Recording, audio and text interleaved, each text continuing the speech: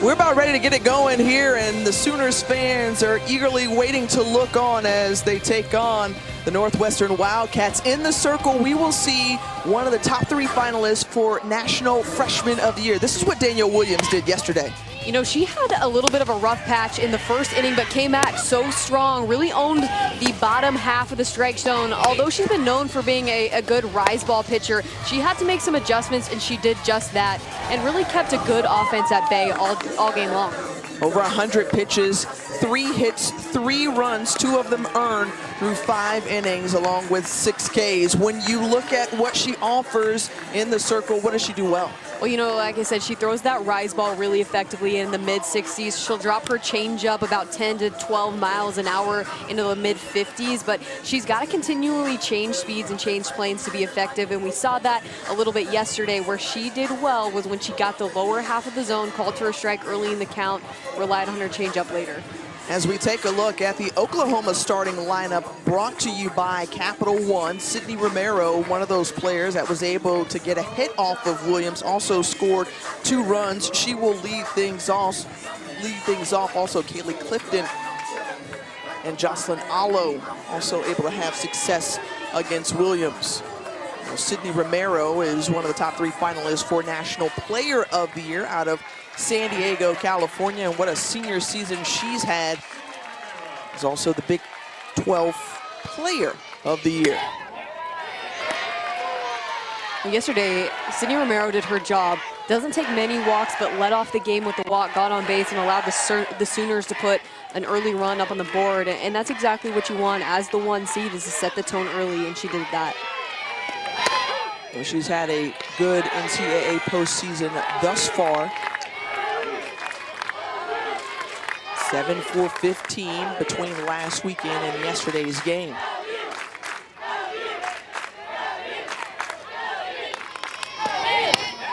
Swing and miss there. Williams ahead in the count, 1-2. And that's going to be a pitch that you're going to see from Williams pretty often, and you're going to have to see it, and you're going to have to see it for a strike if Northwestern's going to be successful today. I mean, this Oklahoma team is tough offensively, but that's the equalizer right there, that pitch. It's so interesting you say that. In talking with Patty Gasso before the game, you know, she says sometimes our fans and people around the country get spoiled with the number of runs that we put up, close to 8 a game. And she said the way that you're able to neutralize that is with great pitching. Left it up there for Sydney Romero. She leads things off with the single to left. Sydney Romero is so tough when she has 2 strikes because of her ability to hit a lot of different pitches and drive a lot of them hard, and she does just that on her first at bat, and it's a big reason why she's up for one of the National Players of the Year. 8 for 16 now in the postseason. As Romero, the tone setter for this Sooners lineup. And the lefty, Fale View, now standing in.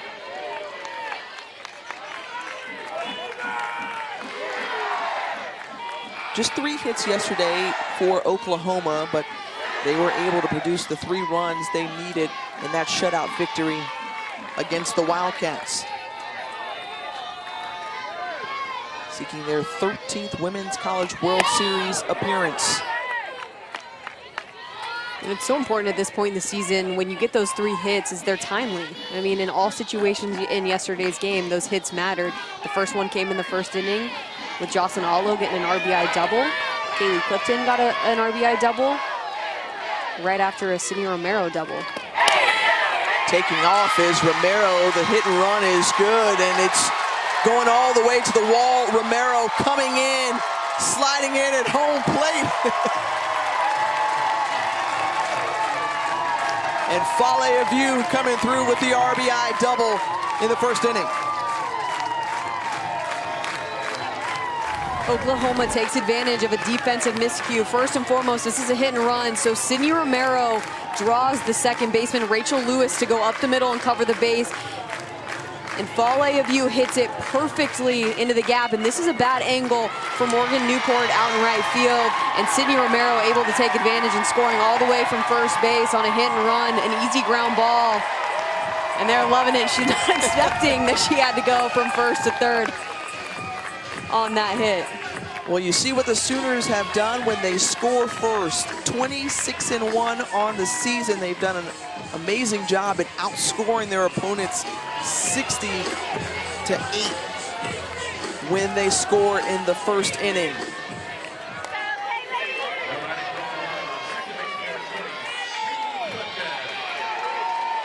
Kaylee Clifton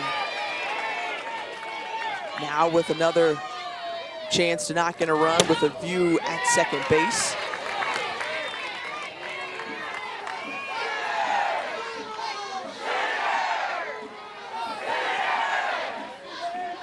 Top-seeded Sooners holding that #1 overall seed for just the second time in program history. Last time it happened was in 2013.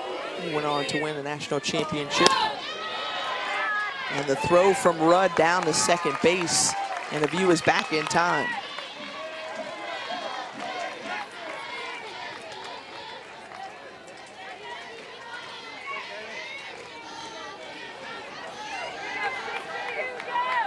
These two teams met back in March. It was Oklahoma getting the best of the Wildcats in 2 shutout victories.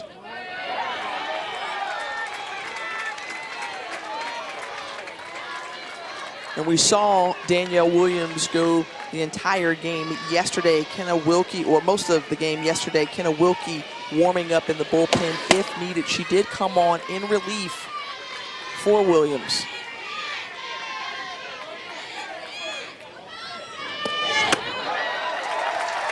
And the 4-pitch walk to Clifton. And I wouldn't be surprised in this kind of a game if early Northwestern decides, hey, we're going to take Danielle Williams out, give Kenna Wilkie an opportunity to try and find the strike zone, work through this lineup a little bit, and then potentially re-enter Williams down the stretch. You know, let her go to the bullpen, let her work some things out, and then try and make another appearance if they need her. Well, Michelle Gascoigne, the pitching coach for Northwestern, very familiar with this Oklahoma program.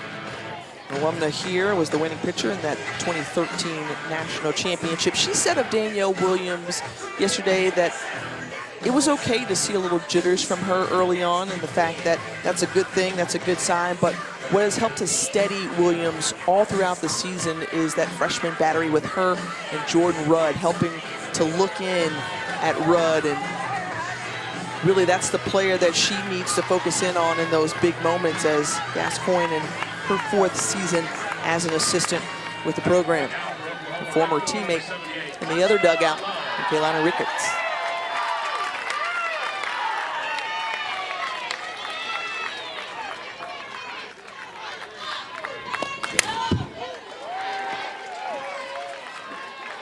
Alo in the 4-hole. Had that RBI double in the first yesterday.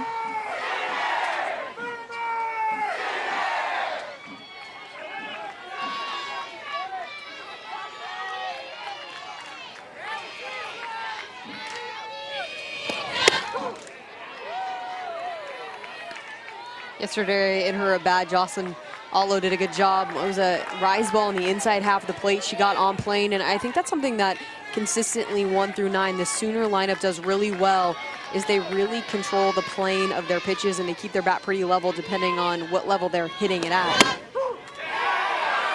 Couple on the inside corner, and that one called strike 3 on Alo.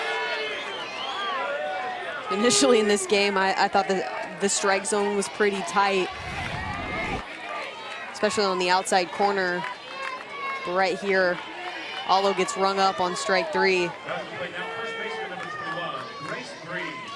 And that's pretty tight. He's frustrated.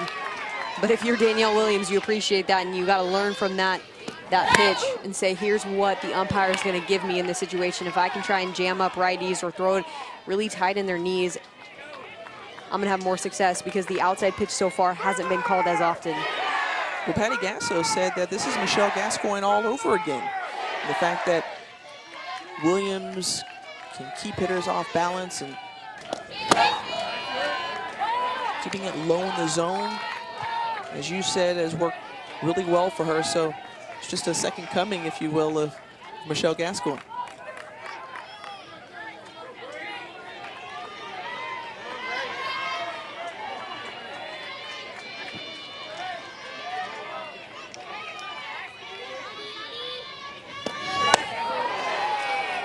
Grace Green swinging a miss there. Now 1 and 2 to the freshman.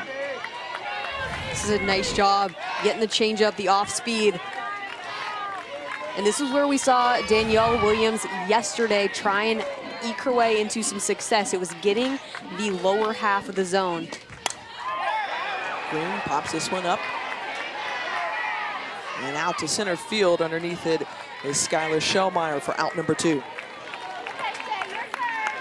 It's such an important pitch that you get on the lower half because it kind of gets the Sooner team a little bit out on their front leg, reaching, and obviously way off balance early through the strike zone rather than being on time and waiting for it. And this is also, similar to what we saw yesterday, is Oklahoma got things going early, got runners on base, and then the middle of the lineup wasn't able to come through with the big hit. Shay Knighton, one of those players who's had some tough luck as of late.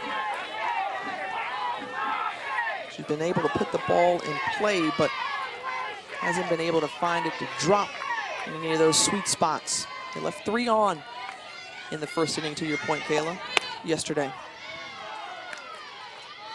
And Shay Knighton got on with 2 errors as well yesterday. Not super hard hit balls, but just you wonder if you look at a hitter like that, when is she going to be due? I mean, she's got to bust it open at some point. She's an incredibly talented postseason player. The throw back down to second once more, checking on a view. Second time already ready. We've seen Jordan Rudd try and pick off the runner at second, trying to be the aggressor in that situation and help out her pitcher any way she can. You see an opportunity where the lead at second maybe is a little bit lazy or they're slow to get back. It's a good opportunity to try and back pick them, pick up a cheap out.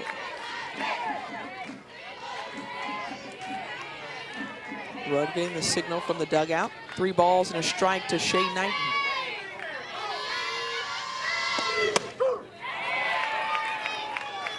Steve McGowan behind the plate, and Peterson, Cody Little, and Amy Erdahl, our umpiring crew.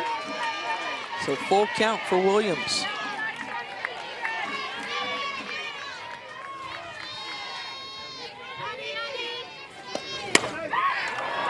And just like that one over and pops it up to short. So a couple of runners left on base. 2 hits, 1 run. Oklahoma leads.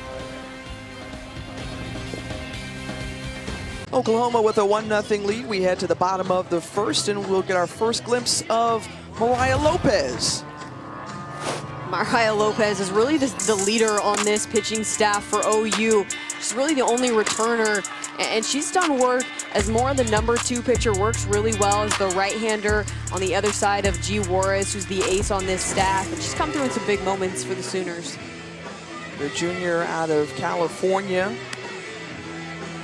has a 1.04 ERA, and when we look at what she offers, what do you like? Well, her rise ball is incredible. She's able to throw it on a lot of different planes, so she can throw it lower in the zone. She can get it to go up in the zone with a little bit of bite.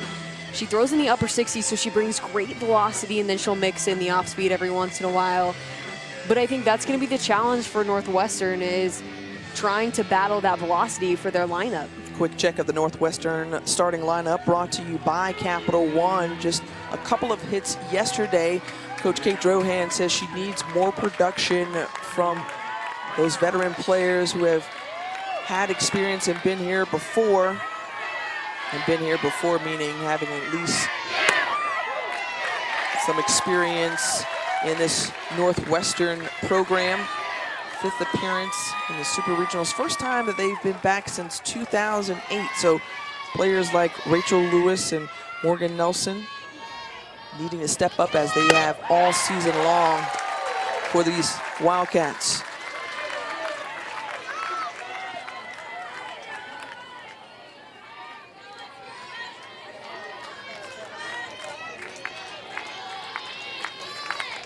Lewis, the sophomore, who had one of the 2 hits yesterday with a double.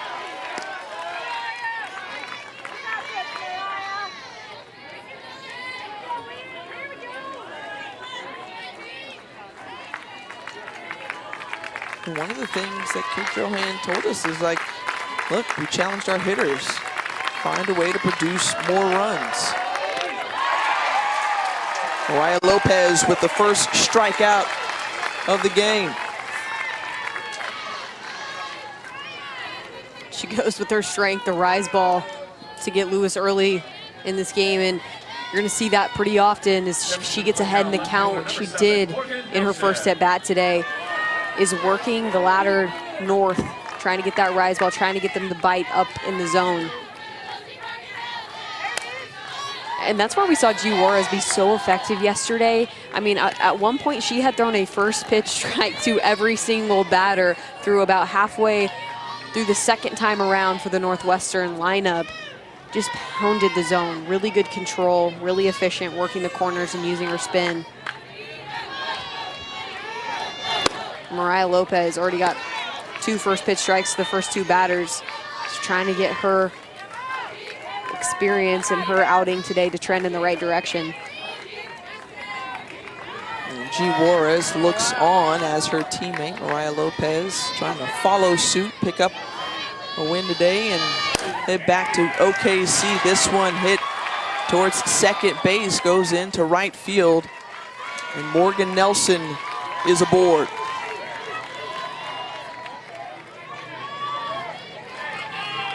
It's a good first at bat for Nelson, who had 2 strikeouts yesterday. 0 for 2, comes up, just takes this pitch on the outside corner and drives it to the left side. Nice simple swing, lets the ball get deep and gets it by Kaylee Clifton, and almost dangerously bounces off the glove of Allo out in right field.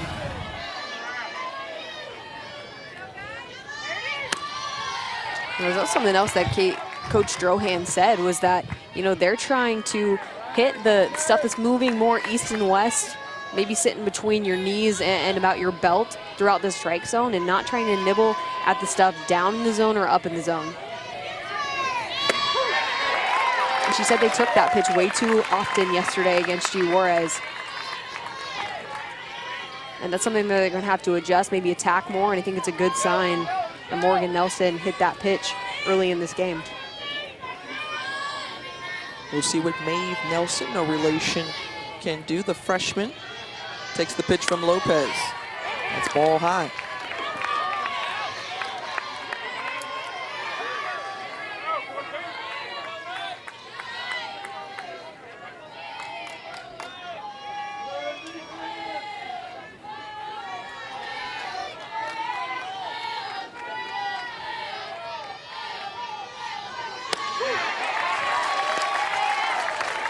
Now 2-2. We've already seen Oklahoma State punch their ticket to the Women's College World Series, downing the defending national champions, Florida State.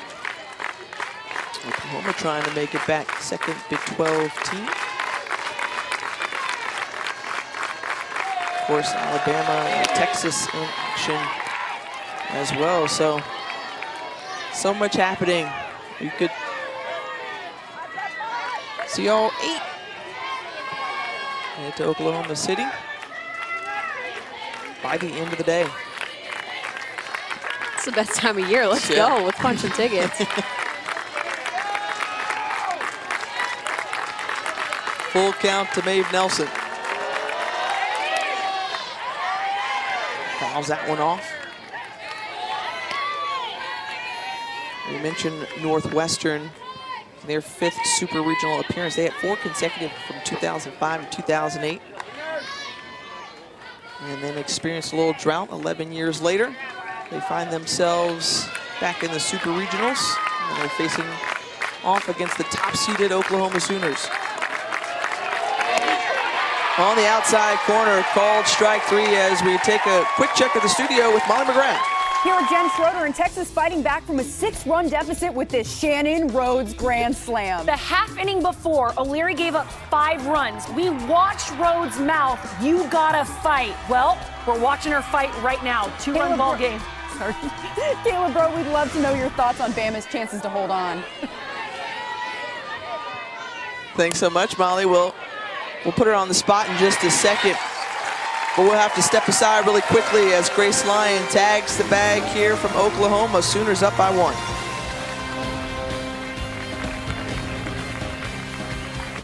Your thoughts, though, on Bama? Yeah, I think, looking at the Texas team, they faced a lot of adversity. Won game 2, came back in a big way after the Miranda Ellis injury. And I think for Alabama, this really looks a lot like the Arizona State game that they won at home last weekend during regionals, where it was just a complete offensive hit fest, where it was just going to be who's going to score the last few runs of the game. And I think it's going to come down to who's got the last at bat. And I think if I'm Alabama, I'm happy I'm the home team in this game. And that's why you fight so hard to be a host during regionals and super regionals, why it's so important to be a top 8 seed, a top 16 seed in regionals. And you kind of forget that as you go through the season. You're just worried about, hey, we got to win this game, this series during regular season, but it matters at the end. Oh, yeah. And the Sooners, the #1 overall seed, they're hosting, but they're the designated visitors on the scoreboard today. Nicole Mendez popping this one up, and Jordan Rudd hardly had to move for the first down.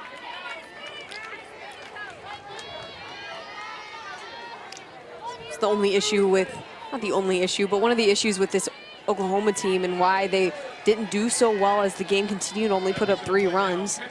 The bottom of the lineup was the 7, 8, 9, 0 for 9 in their opportunities yesterday. Couldn't make things happen. Accounted for all 5 strikeouts from Williams.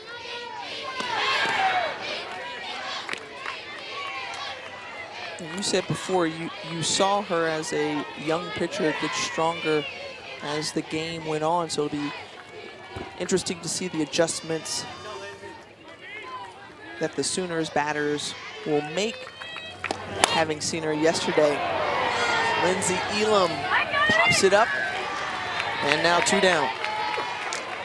And when you look at just how Oklahoma has produced all season long, they're first in batting average, slugging percentage, on-base percentage. When you're looking at runs per game, they're just behind James Madison as one of the top offenses in the country. I mean, they've just been able to do it all. But also this time of year, you're going against top-notch pitching. And so you expect it to be perhaps a little bit tougher. Well, I think what you mentioned earlier, talking to Patty Gasso, is that, everybody's spoiled because you see a Sooners team that just produces runs like no other in the country. And they play a pretty tough schedule. They have a good quality competition in teams like Oklahoma State and Texas in Big 12 play, and they dominated those 2 teams. However, I think you're exactly right. You get to a postseason game, a postseason regional or super regional, and eventually in the World Series, and you're talking about another level of competitiveness from the opposing pitcher, from the opposing team, and you're playing the best of the best that all want it just as bad as you do. And I think it's going to be important is when you look at this Oklahoma lineup moving forward throughout this game is you need somebody else other than maybe Sydney Romero, Kaylee Clifton to step up and get the job done. Then you're talking about big run support. The bottom of the lineup, you get on base and turn it over, I guarantee you Sydney Romero is going to come up with a big hit. She's done it in her entire career. Romero on deck, watching on as Grace Lyons, the freshman shortstop, gets her first AB of the game. 2 balls, 2 strikes with 2 outs. Now full count.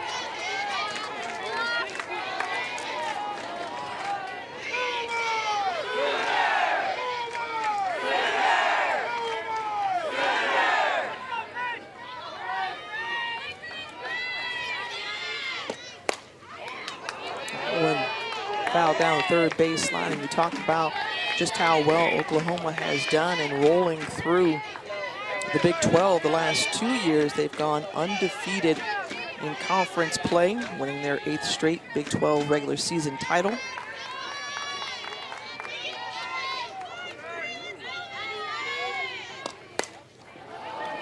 On the inside, just jammed and popped out once more. So a 1-2-3 inning for Danielle Williams. The Wildcats coming up to bat.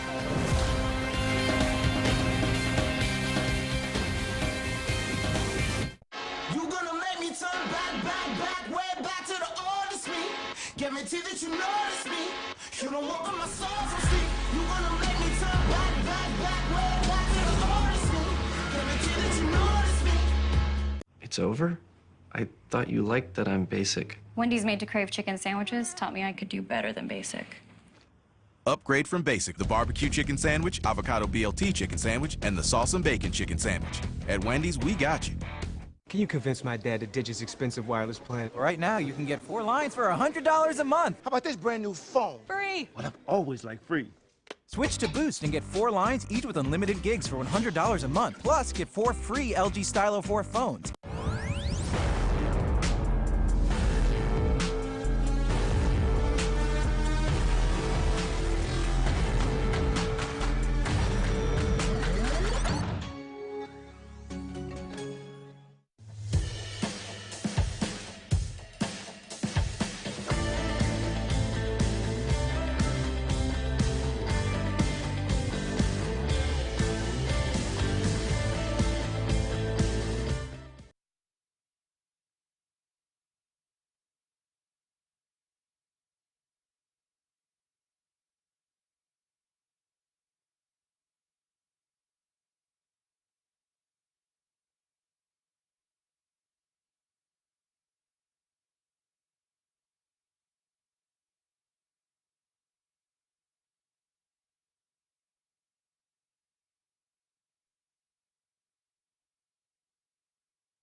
Welcome back to Norman, Oklahoma. Caleb Rowe, Tiffany Green with you, and the OU softball complex, a great venue to take in some softball, and one of the familiar faces around is Marita Hines, who was the program's second softball coach, went on to be the longtime former senior women's administrator, and really helped with this fundraising campaign to create this softball complex to see what it is today. Not only that, she was also one of those driving forces who helped to spearhead the Women's College World Series to move to Oklahoma City. So she's taking in the game in right field and checking it out in the skybox. And, you know, just really humbly, she came up to us and said, "Hey, I'm Marita Hines." "Oh, okay, the field's named after you. How you doing? Nice to meet you." Yeah, she was telling us she lives in New Mexico, but she's got to come watch her Sooner girls play. Not missing a minute of this opportunity for, you know, the Sooners to try and make it back to Oklahoma City. Would mean so much for them, as we learned that there's some master plans for a new OU softball complex. Board of Regents for the University of Oklahoma approved a new $22 million softball facility. It should be built about half a mile south of where we currently are. We'll get some major upgrades, of course, and it will include a 10,000 square foot indoor practice facility, training room, locker room, all that good stuff. And we're seeing that more and more around college softball as Jordan Rudd grounds out. It's been really cool to see how colleges have stepped up their game and created these unbelievable softball venues. I mean, we were just in College Station for the SEC tournament, and that place is unbelievable. The Aggies have the best softball complex in the entire country now. And it's cool to see the growth and the investment in this incredible sport. We had 1,800 plus on hand yesterday to witness the first game of this Super Regionals from Norman. And look, fans are committed. They're dedicated. It's hot and humid. And they want to see some good softball. Mariah Lopez ahead of the count 0-2. Look at the lineup before the game starts. Yeah, we couldn't even park. Yeah. There were so many people out in front. It was unbelievable. It's a good environment. People love the Sooners here, obviously. And there's a dynasty that they get to see and see be successful year after year. And Patty Gasso, the head coach, has built a program that has cemented itself as one of the best in the country for a very long time. 4 national championships for the Sooners under Patty Gasso in her 25 seasons with the program.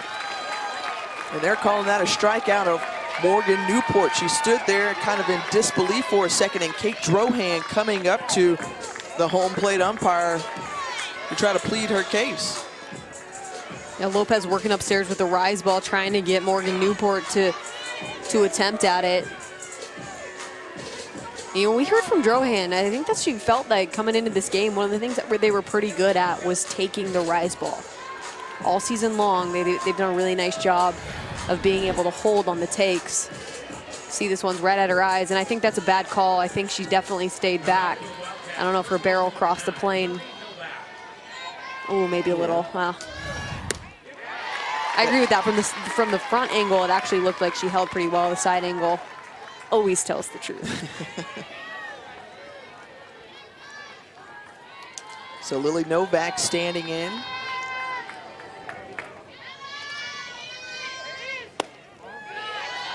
The 7-hole hitter for the Wildcats. One of those players which Kate Drohan said she needed to step up.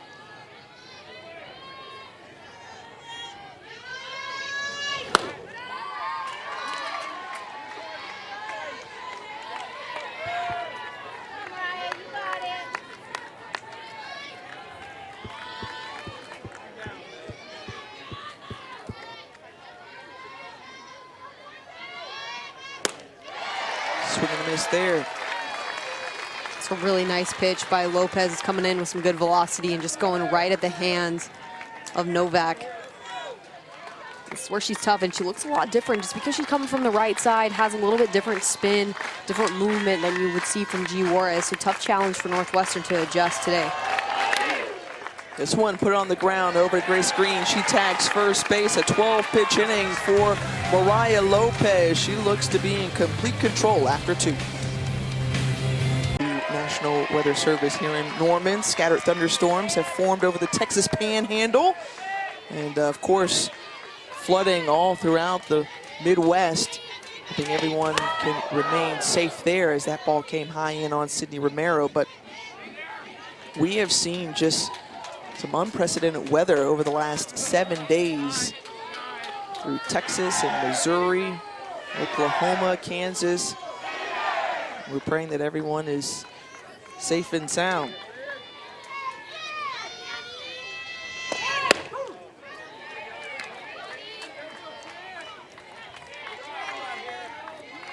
About 82 degrees, partly cloudy here, some more wind blowing out to center field.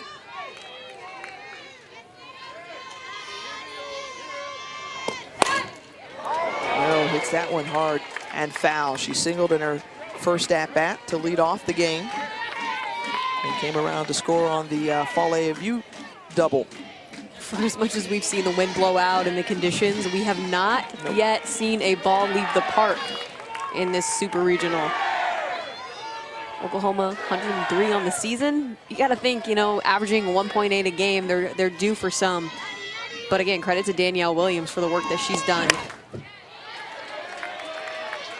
And you go back to the first inning, Sydney Romero helping to start things off for the Sooners. I mean, she just laced that pitch on the outside corner, and then the shift was on, moving on the hit and run.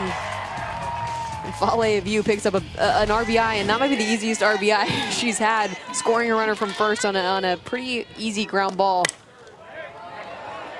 to the second base side.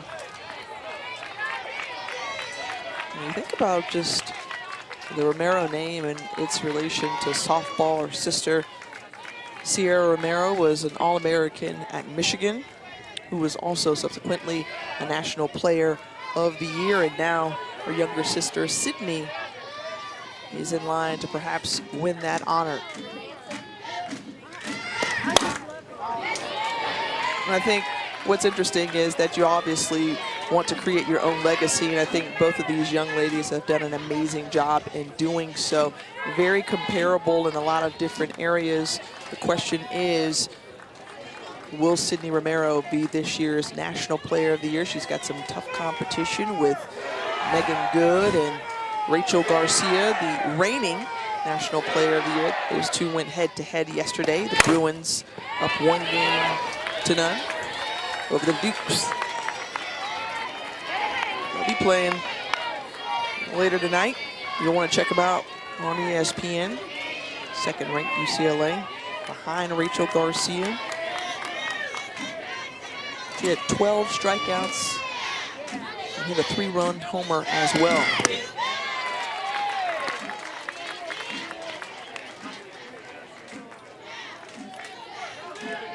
And when you look at Sydney Romero and this at-bat, I mean, she's battling, making Williams work. The 9th pitch of the at-bat on the way.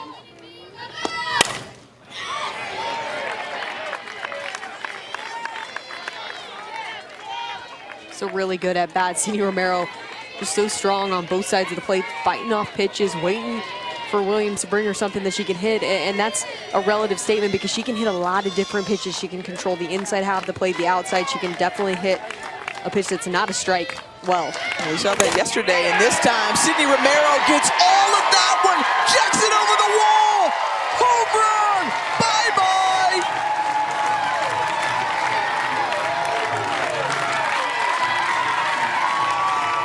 What a good at-bat for Sydney Romero.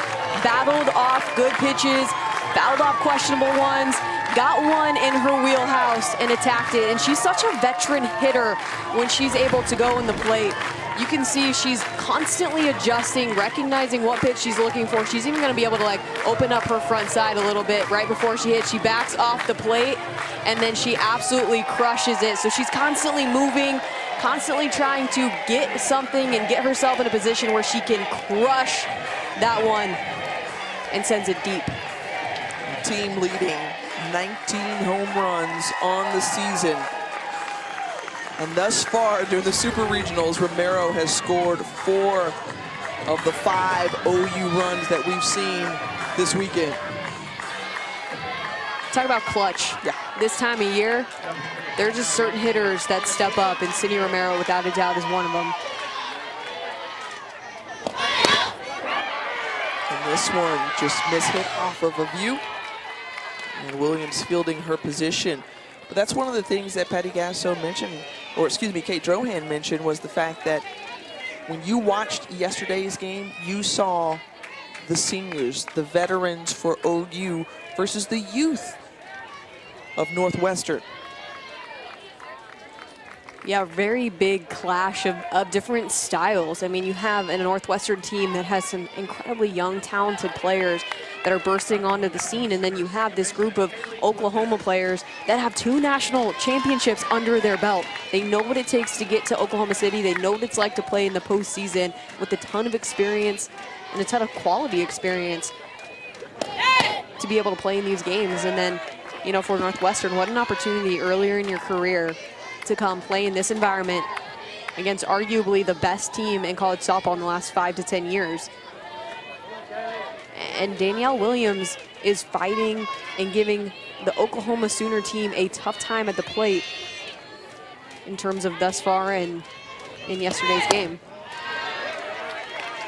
And there's just some times where you absolutely have to tip your cap, and that last at-bat versus Sydney Romero is one of those, because she sat there, she battled, she moved in the box, she adjusted until she got something that she could absolutely hammer, and she did that, and that's why she's up for National Player of the Year, and it's why she's one of the best hitters in the game right now.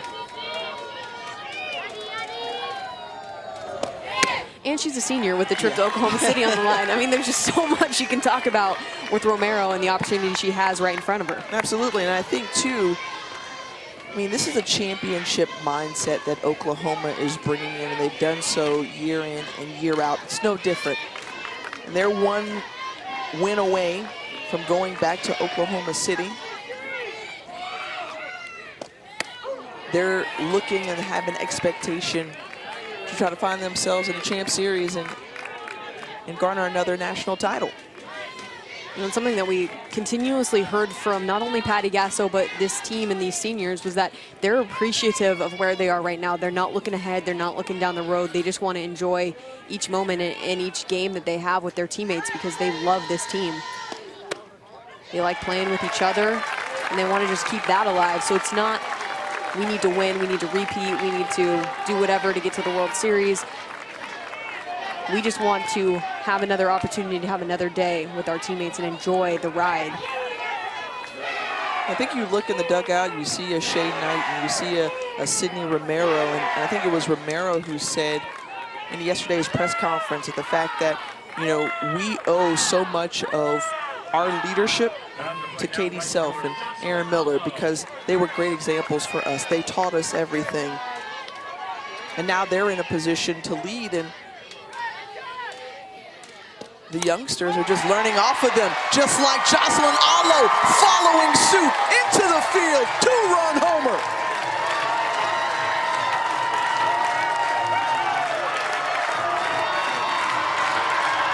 You're exactly right. The senior leadership has trickled down to some of these young stars, and Jocelyn Allo is without a doubt one of them and has so much power in her swing.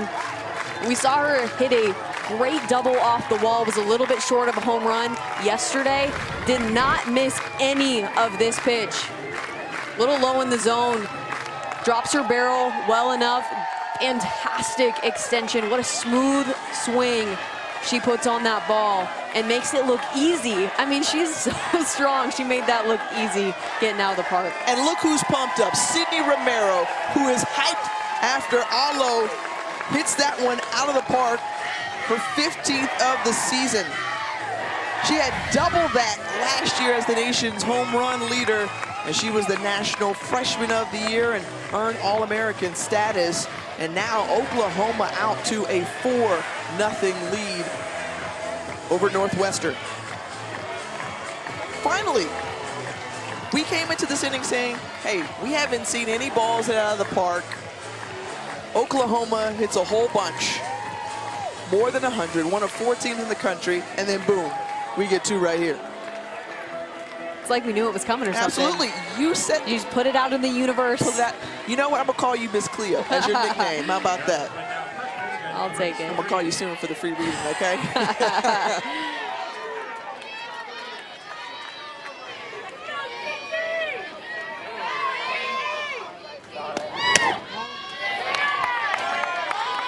Just in case you were wondering, Miss Cleo, aka Kayla Bro, along with Tiffany Green here with me from Norman. Hello.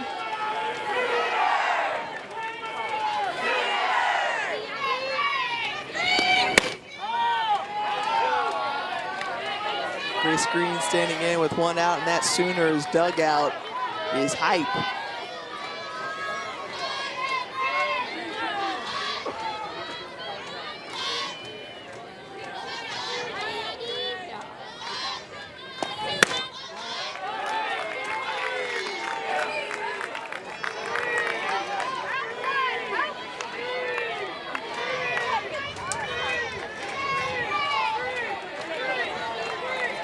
Grace Green, one of the newcomers to this program, earned Big 12 Freshman of the Year honors.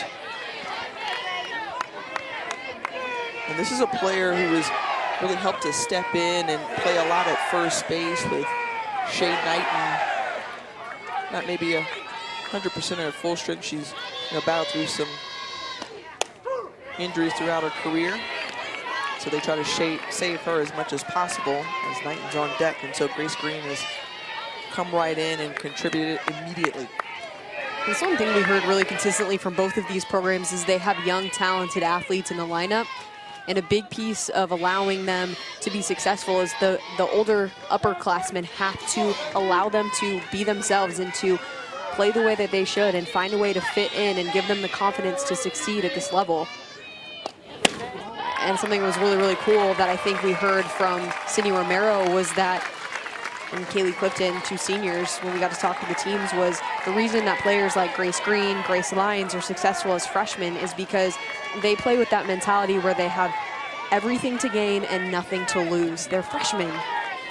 You know, your 4 years come short. Don't wait to make an impact early. And that's something also that this Northwestern team does well, is they let their freshmen shine.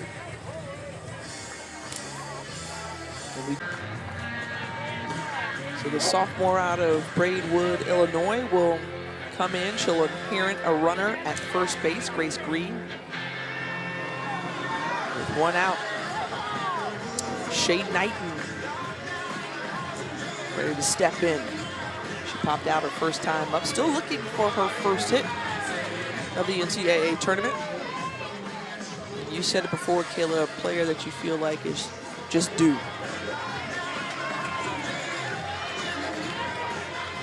Getting rowdy and having feeling fun, it, huh? yeah. See if they can work up some juju for Shay Knighton.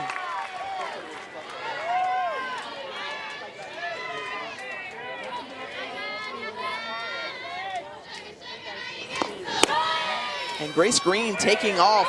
Rudd not in time. And Grace Green with the stolen base. That's her 10th stolen base of the season. Takes a chance, trying to push herself into scoring position. It's a good slide straight into the base. Almost slips a little bit on two. Manages to stay in there. And this one could fall in the sweet spot, and it does. It drops. And the first hit of the NCAA tournament for Shay Knighton. And it doesn't have to be a pretty hit, but she does her job. Not only does she move Grace Green 60 feet further, but finds herself on first base. Opens up that front side and just kind of pops this one into right field. Gets a little bit jammed, but pushes it up and out enough, and Grace Green makes the easy read to be able to advance on the pop-up. So Green at third. Knighton with the single. Will have a pinch runner come in for her.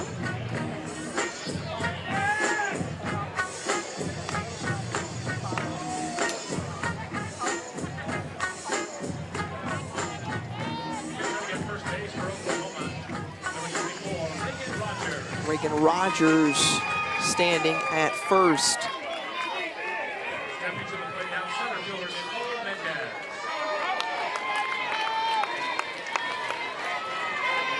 That brings up Nicole Mendez. So Mendez, the lefty.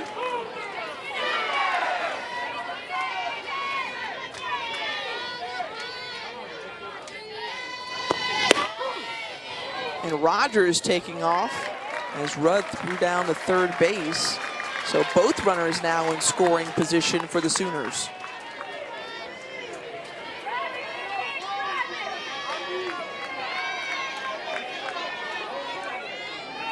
Good opportunity for the junior out of Houston, Texas, to pad some more runs on. And does so through the 5-6 hole. One comes across. And OU starting to pour it on here in the third. Nicole Mendez, who struggled a little bit at the plate yesterday with a couple of strikeouts, comes back with a big RBI for the Sooners. Such a level swing, just drives this ball in the outside corner, not trying to do too much, understands that as long as she gets it to the outfield, she's gonna score a run, and plates on another big run for Oklahoma. And that's what you've seen from these batters, just as you mentioned, not only the level swings, but also just taking what they get, not trying to pull or do too much with it.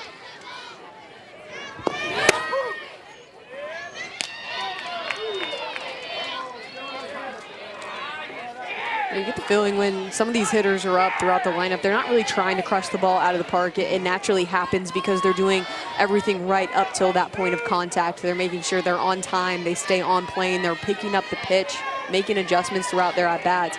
And then the home runs take care of themselves. It's just good preparation.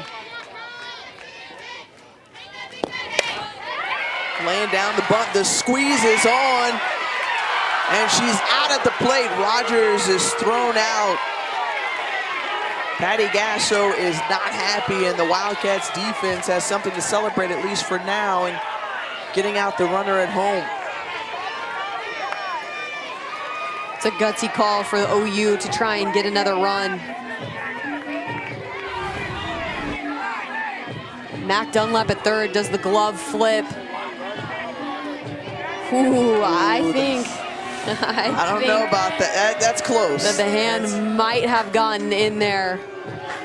barely touching the back corner of the plate. Yep, I think so. I don't even know that Rudd really got any kind of real tag or any kind of quality tag on her either. I mean, I get why Coach Gasso's really going out there and trying to hammer the umpires, because the way it looked probably from Coach's angle was that she could see that there was no tag, and depending on where the umpire was standing, you really can't see the gap between a tag in the uniform or a tag in the body. But that's a beautiful slide right there as well. When you go back and watch that on the replay, it looks pretty clear that she's safe, but in real time, obviously a little bit more difficult to see.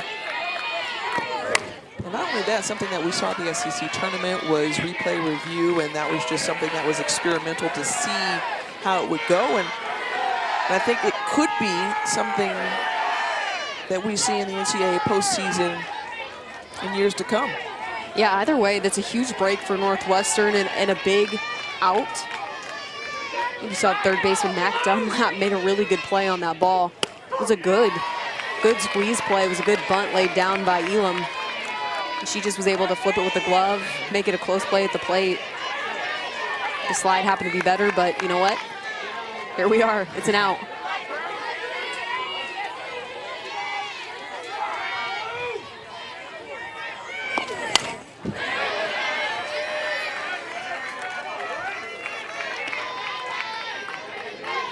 Grace Lyons back at the plate. Hopped out to short her last time up.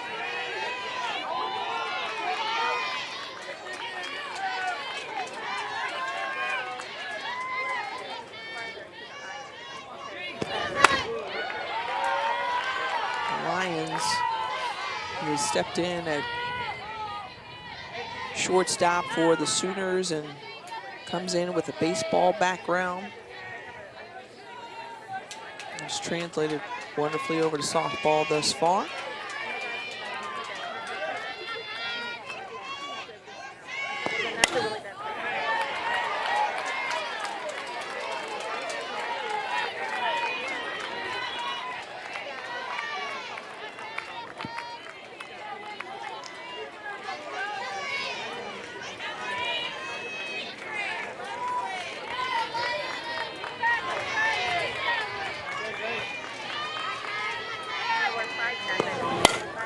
Lyons over to Dunlap.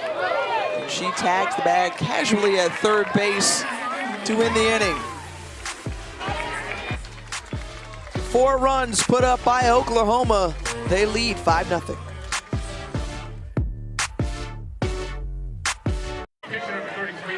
So will the Sooners be perhaps the third team that we will see today extending their season? Possibly so. We'll see. They lead 1 game to none over Northwestern.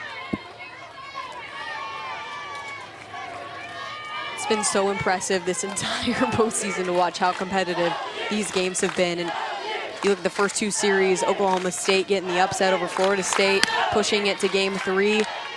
Texas doing the same, making Alabama work as hard as possible to clinch a berth. And I mean, I think that speaks to how much parity is in the game and how much wealth is spread across the entire country. I said it earlier, it's the best time of the year for a reason. Mayhem. For sure. I mean, you think about how Alabama started the season, 33 straight wins. You look at this Oklahoma program who won 41 straight. I mean, all types of streaks happening, and you know, the best of the best. They are rising to the top.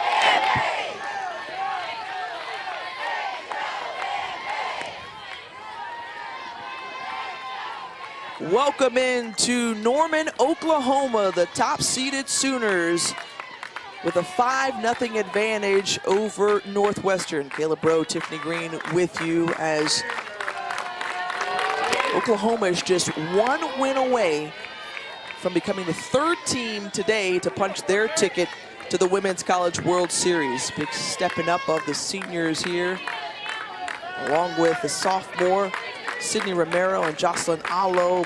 Blasted shots in the top half of the inning. Fourth spot for the Sooners to help give them the advantage over the 16 seed Wildcats. Oklahoma's come out in this game looking like a well-oiled machine. Mariah Lopez getting the start in game 2. Done a good job so far getting ahead of batters, working speed, and really hasn't given up much to this Northwestern team.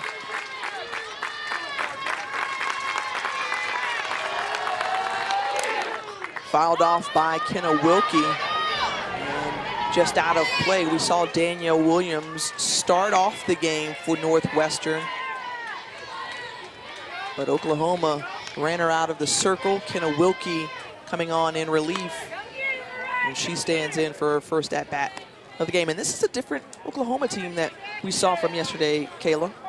Absolutely. I think first and foremost, you know, the thing that Patty Gasso was looking for from regionals to now was an aggressive offense and going after and understanding that they can hit a lot of different pitches well. And they have looked like that today. Looked a little bit tentative in game 1, trying to see what Danielle Williams was throwing. But in game 2, have been on attack mode. And really it was the third inning that busted out for OU. Sid Romero opens up on an inside pitch and absolutely tattoos it to get things going in that inning. And then it followed up by the 2-run home run for Allo. I mean, they've been all over this pitching staff for Northwestern so far, really making it challenging because anything that they've missed a little bit on, Oklahoma's crushed.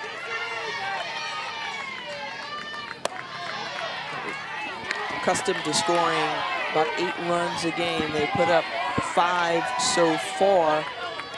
As we told you, Romero and Allo with the home runs. And how about Mariah Lopez thus far? 2 1/3 innings pitch.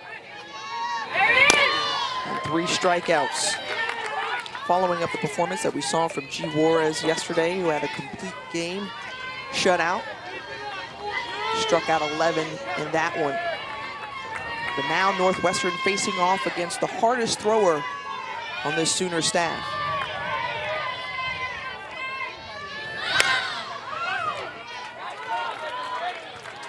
I think that's going to be the challenge for Northwestern moving forward. As we saw them struggle against G. Juarez, the bottom of their lineup, hitters 5 through 9 went 0 for on the day against Juarez. And how can they more consistently put the ball in play? How can they battle? And Coach Drohan was asking them, hey, we need to hit that curveball that's breaking over the middle of the plate a little bit more to lefties. Try and get the righties in her lineup to stay more inside of it. Well, they're not facing G. Juarez today. They're facing Mariah Lopez, who gives a different enough of a look. Comes in with a little bit higher velocity in the circle. It's got a rise ball that works differently. She can throw it lower in the zone. She can throw it higher and work up through the zone. She's also got a curveball as well, coming from the other side, from the right side. Right-hand side, I should say, not a lefty. And when you think about Mariah Lopez, and you mentioned it earlier in the broadcast, I mean, she is the player with the most experience on this OU staff, given the fact that, you know, she pitched in the game-winning or the clinching game of the Women's College World Series to help them take that 2017 national championship. So she comes in with that experience, and she's been aided along by a couple of transfers in Juarez and Shannon Sale. Yeah, and talking to the pitching coach, Jennifer Rocha, who also is in her first year for the Sooners, coming from Florida, talked about how impactful Mariah Lopez has been as a leader in the battery, because she's really the only returner. They had 2 new catchers this year, 2 new pitchers. So she was much needed to help this Oklahoma pitching staff really work, find their groove. And she said that she's so happy with where they started this season to where they are now. Fantastic pitching coach, and Mariah Lopez, who we learned is also known as Cheetah, with a 3-2 count. And Skylar Shellmeyer lines out in the double play. Kaylee Clifton over to Grace Green at first base. And a 4-3 double play.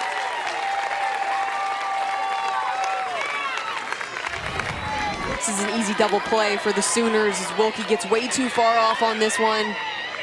Doesn't read how hard that ball's hit or how not hard that ball's hit as it pops into Clifton's glove. And the easy turn to 1.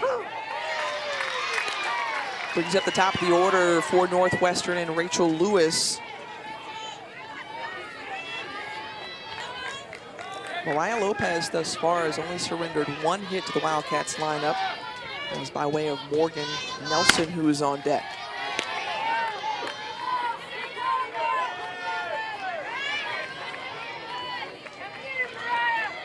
These two teams faced off back in March. Oklahoma shut them out both times. Kate Johan says this is a different team. They learned a lot from that weekend, hoping that they can be much more aggressive. Felt like they had faced a lot of top pitching for the last couple of weekends. They felt good about their game plan. Now they've got to execute it here and try to dig themselves out of a 5-run hole. And it's key for these hitters to not try and do too much, but really go with that mentality of chipping away at this score, trying to get a run every once in a while, a run or two every inning or so. That's really the only way you're going to be able to get back into this one if you're Northwestern.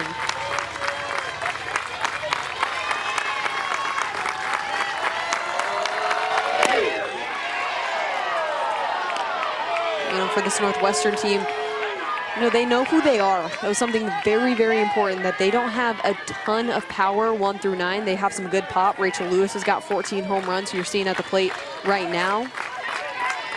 Not very high averages, but they rely on each other and work well together.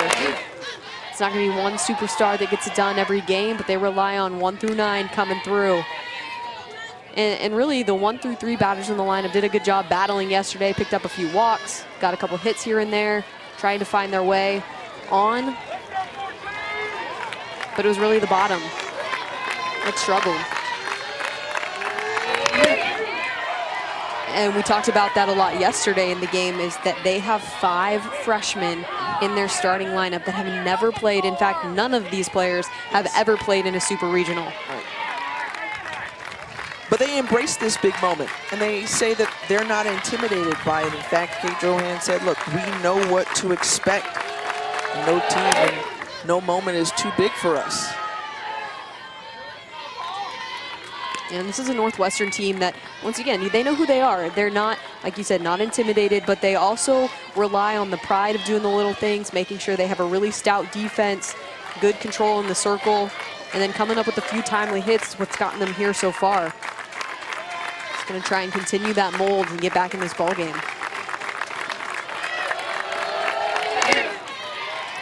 Low in the dirt and ball 4, the 2-out walk to the leadoff hitter and Rachel Lewis.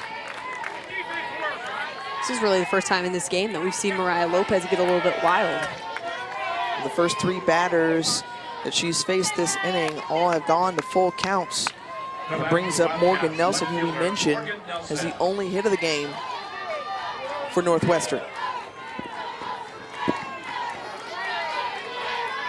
And so for as much as we talk about the youth of this lineup, here is one of the seniors for this group.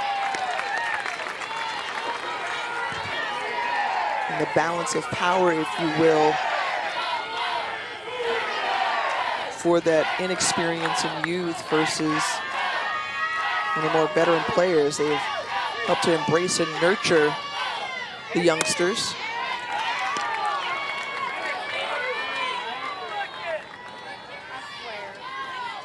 It's a team coming off their best conference record in program history, going 21-2 in Big Ten play.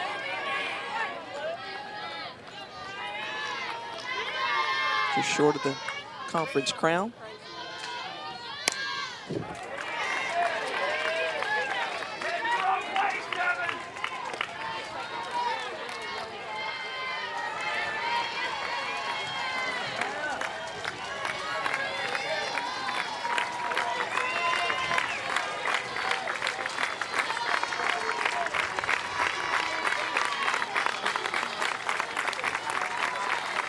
Mariah Lopez looking on and delivers the strikeout. That ends the inning. Oklahoma still holding tight that 5-0 lead. We'll talk to the Northwestern head coach when we come back.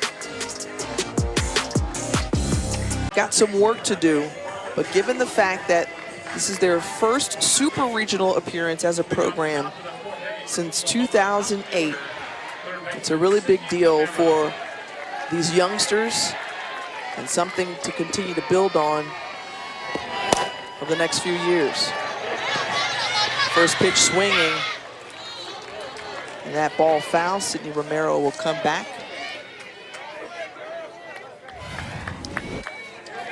This is a good effort by Novak to go try and find the fence. Just gets tripped up a little bit, not able to hang on to that ball. But this Northwestern team was so strong through Big Ten play until they ran into Minnesota. And I think, you know, there's a reason that Minnesota's here, still playing, still alive here in Super Regionals with a win under their belt. Could clinch a trip to OKC today. But, you know, they face somebody that throws with a high velocity, and Amber Pfizer really struggled to get runs across the board as they lost 3 out of 4 to the Gophers. Minnesota in action tonight at 6 p.m. over on ESPN2 as they'll take on 10 seed LSU. Gophers with their first super regional win, trying to clinch today to make their first ever Women's College World Series appearance.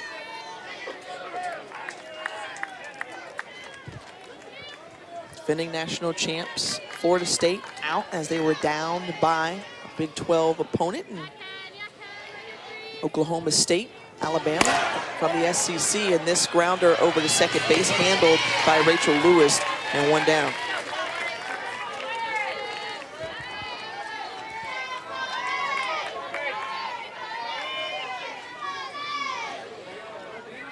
Have the potential to see a really well-balanced Women's College World Series this season. Talk about the Sooners making it and Oklahoma State potentially out of the Big 10, so you could have a or Big 12, excuse me. Minnesota from the Big 10 potentially. They are able to win. It's if, you know, the seeds hold like we always talk about. SEC is going to definitely get 2 now with Florida and Tennessee going against each other, so automatically 1 is guaranteed in, and Alabama already punched their ticket. We saw all top 8 seeds go last year. Oklahoma State breaking that mold this year as 13 seed. That was an incredible series as well. Went all 3 games, so much fight from both teams, and you kind of had that feeling that Florida State, you know, the cardiac kids, that was their big MO last year, was we're going to put ourselves in a hole. We lose game 1, we fight back through the losers bracket. They won the whole thing, but the defending champs are out. Samantha Shao, the big transfer from Texas A&M to Oklahoma State, says, you know what, I'm going to put the team on my back, carry us there. They got a good pitching relief performance as well. I mean, gutsy game.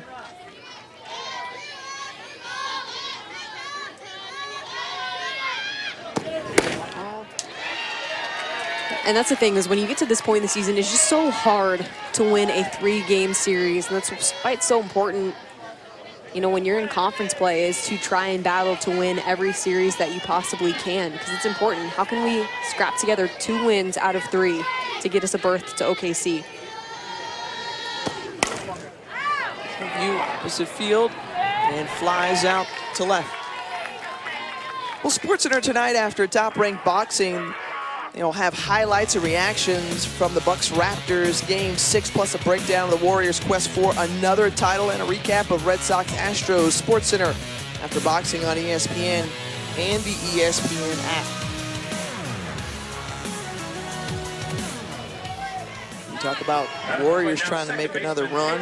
Oklahoma's hoping to do the same here. They've got 4 national titles, won back-to-back in 2016 and then again in 17. The quest for a 3-peat was halted by Florida State.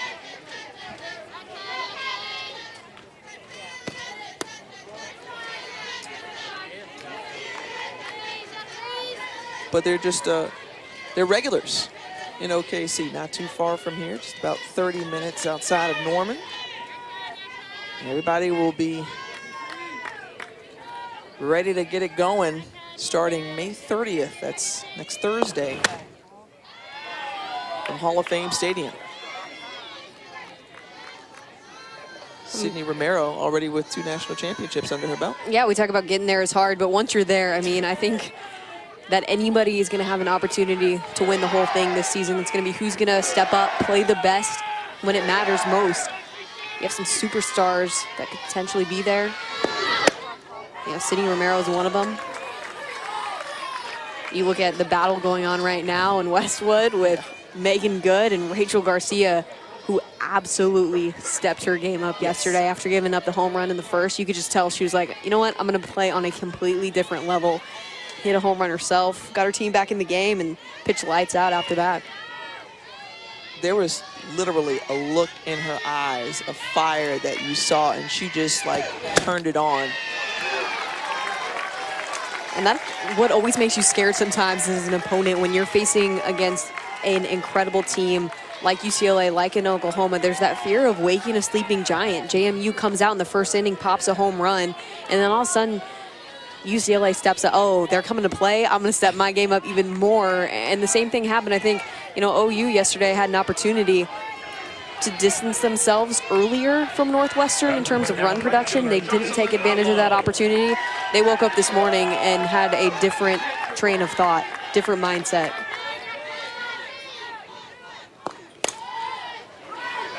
The bouncer over to short, and Alo is thrown out at first base.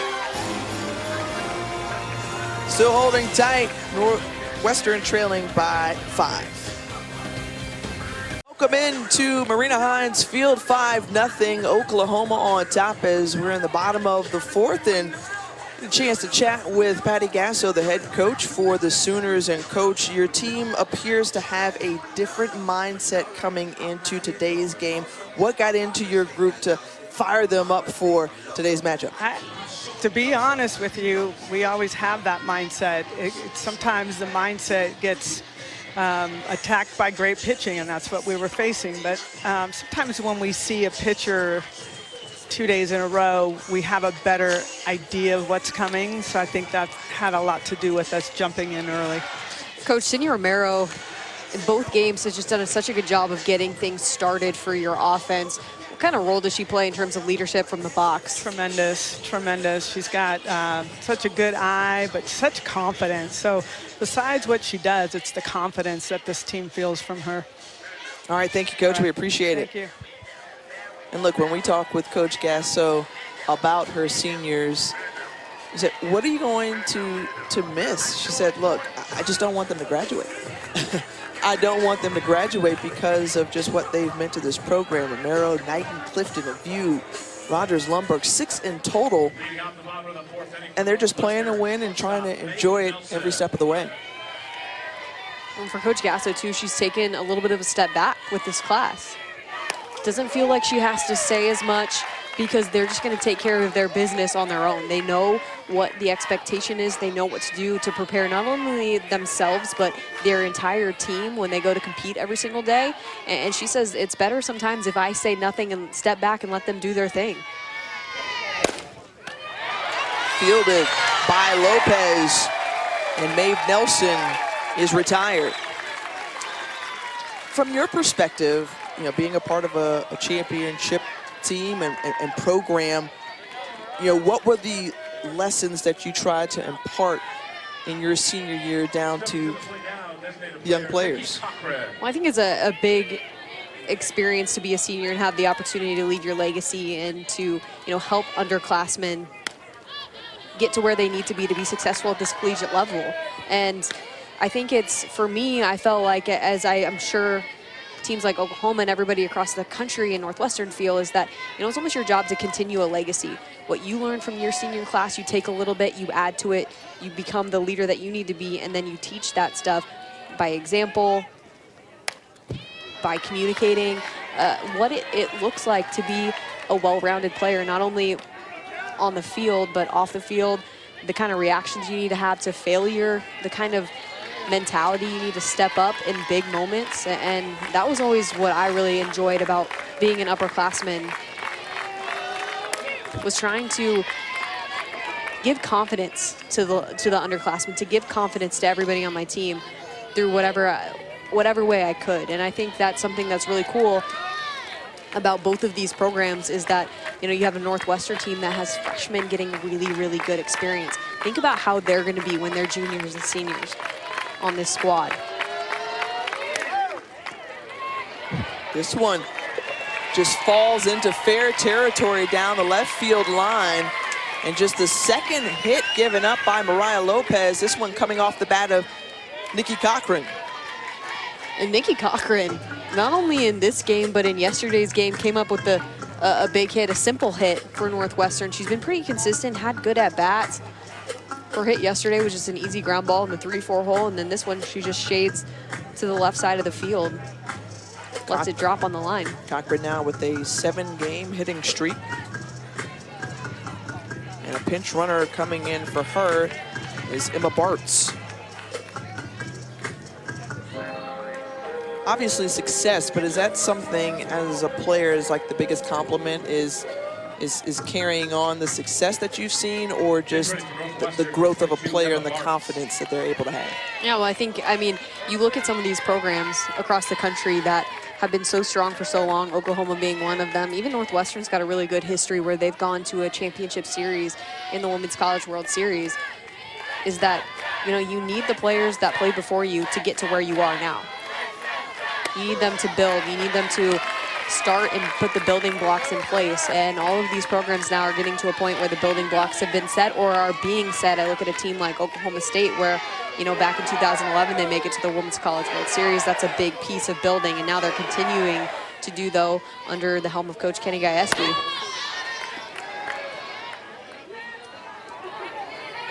And that's so important, is to know where you've come from, know who's come before you, and then to, you know, respect them enough to set your own legacy and build upon it.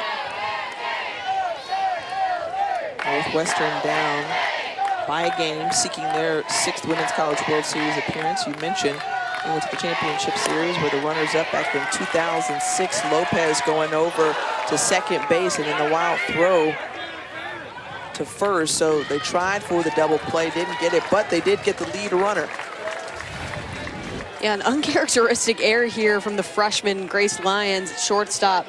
Just sails this one a little bit too far. I think she had a good opportunity to make this double play, but I think the runner interfered with her ability to throw on a line. Lets that one sail. Not too much harm, though. The best fielding team in the country is Oklahoma. They don't make many errors at all, 16 in total coming into the weekend. And only for 4 for the freshman at the shortstop position. I mean, that's incredible. Incredible.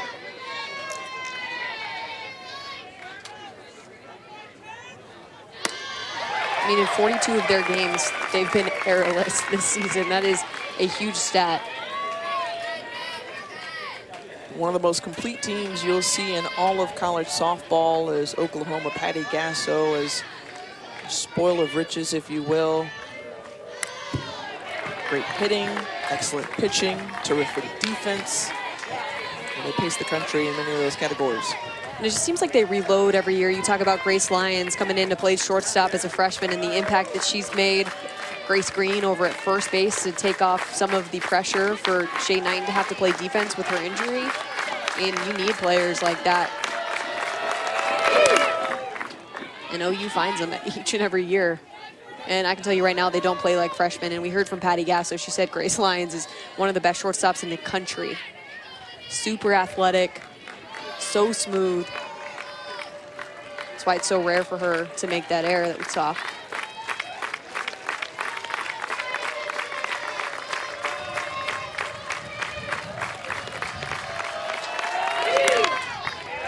This one put in the air, popped out to Lyons, and Morgan Newport is retired. That does it for Northwestern as we head to the top of the 5th.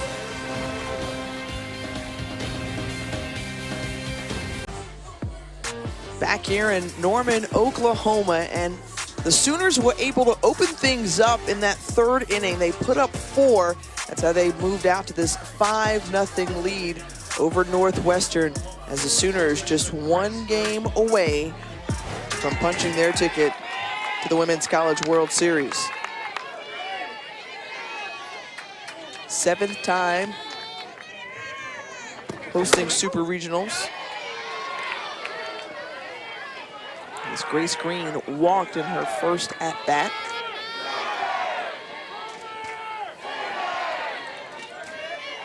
Rather walked her last time up, and you know, she has not had the best look at the plate.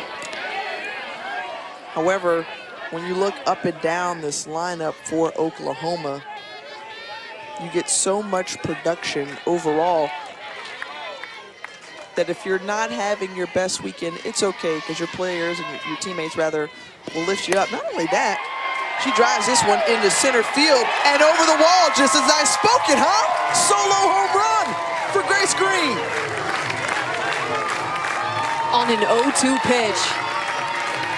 The freshman puts a beautiful swing on a pitch that is way too close for Kenna Wilkie if you have 2 strikes on the batter.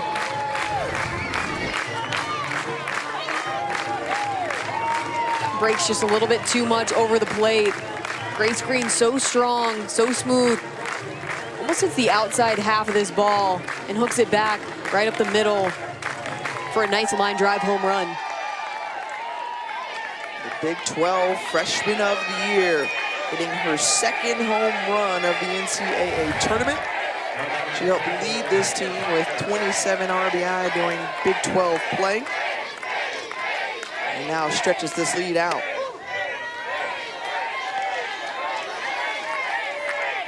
See, it's good when you bring up stats like that, because then the players are like, oh, wait a minute, my ears are burning. I hear what you're saying. I feel something. Boom, action. And Grace Green, I mean, what a pivotal point in this game. You know, you get a 4-run lead. They go through the top part of the lineup last inning with Sid, Fale Aviu, Kaylee Clifton. They don't get the job done to pile on more runs. And then right away, Grace Green says, hey, we have an opportunity to punch our ticket. And her first opportunity, and she's going to take advantage when she gets in the box. And that's something so important as you move down the line in through postseason into the World Series is no lead is big enough. We've seen so many times teams battle back, fight back, score big runs, hit big time hits. You got to put some insurance runs on the board and help out your pitchers as much as you can, because this is a good hitting year. And punches it through the 3-4 hole, and Reagan Rogers, who came in for Shay Knighton, now at first base with the single. Rogers, another 0-2 count. This one's a little bit better located. It's a curveball moving on the outside part of the plate, and she just throws her barrel at it and pokes this through the 3-4 hole. Keep the rally going for the Sooners. You said it before, Kayla, but I think it's worth mentioning again just how differently we've seen this Oklahoma team come out from the way they started yesterday in the first game of this Super Regional against Northwestern. Well, there's such an intimidating lineup 1 through 9 to face, and I think the biggest thing that you do if you're the Sooners, if you're being a little bit tentative, if you're looking at third strikes, you give that confidence to the other pitcher. Danielle Williams and Kenna Wilkie really haven't had an opportunity to gain much confidence today. They haven't had an opportunity to get comfortable. You saw right there 2 hits on 0-2 pitches. Those are usually ones where pitchers dominate. They get something movement, they get something off the plate, they take a break on a pitch. Oklahoma's not letting them take a break.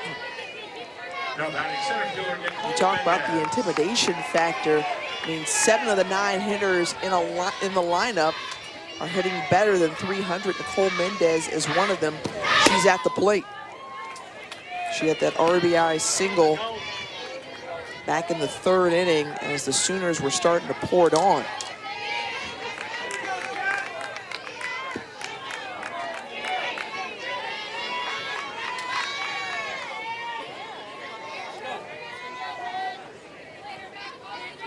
And that's a good sign if you're an Oklahoma fan, just watching everybody have fun in the dugout.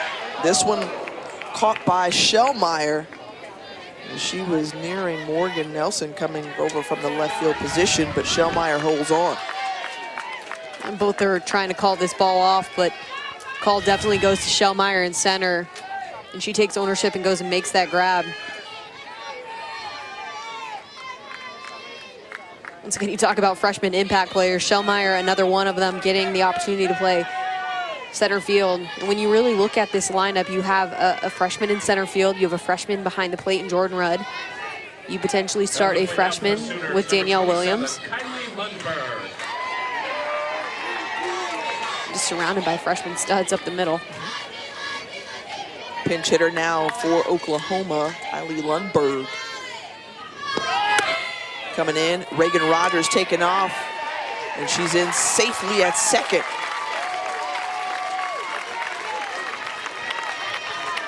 We've seen Oklahoma be a little bit more aggressive on the base pass as well today. Yeah, not known for stealing many bases, but they see an opportunity with Rudd behind the plate, the freshman, putting the pressure on her. And she makes a really good throw, just not too strong of an arm to throw out Rogers at second. In front of that one is Lundberg.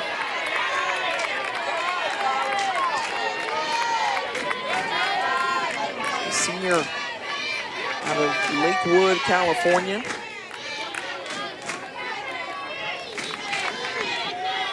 She's 1 for 2 in the postseason.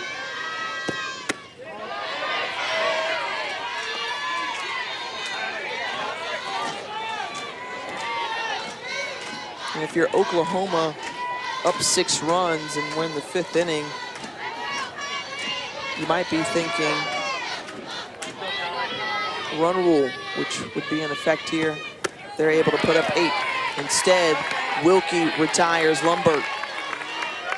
Well, the Women's College World Series returns to Oklahoma City. The action begins Thursday at noon Eastern, live on ESPN. For more information on the 2019 Women's College World Series, go to NCAA.com, the official online home for all 90 NCAA championships. I can't wait to see everybody in Oklahoma City. It's going to be a great time. That's the destination, and just days away, we'll see 8 teams there. Oklahoma could very well be one of those teams. No place you'd rather be as a softball player than in OKC in late May and early June. That's the dream. This one, Nix Grace Lyons, she'll trot to first after the hit by pitch. And I think being there is one thing, but going there to win is another, and that's something that Patty Gasso and her crew has done since she's taken over. 4 national championships under the Hall of Fame coach. Down the order for Oklahoma, third baseman Sydney Romero. And they feel like they've got a good shot to perhaps grab another. Got to get through Northwestern first, and Sydney Romero back at the plate. She's had a great day so far. 3 hits to her credit, including a couple of home runs. She backed off the plate to try and turn on this pitch. I mean, she's so explosive in the box. She gets a good shift in her weight. She really gets a good load. She explodes, has so much momentum and energy that she drives forward. That's why she's able to get a lot of power in her swing. I mentioned a couple of home runs. A couple of home runs came in that 3rd inning. She was one of them, the solo shot, and then Jocelyn Allo had the 2-run bomb. Yeah, and Romero, I mean, you're going to see she's going to get a little bit of a knee hike. Going to drive that foot into the ground and try and pop her backside hard to the ball and quickly.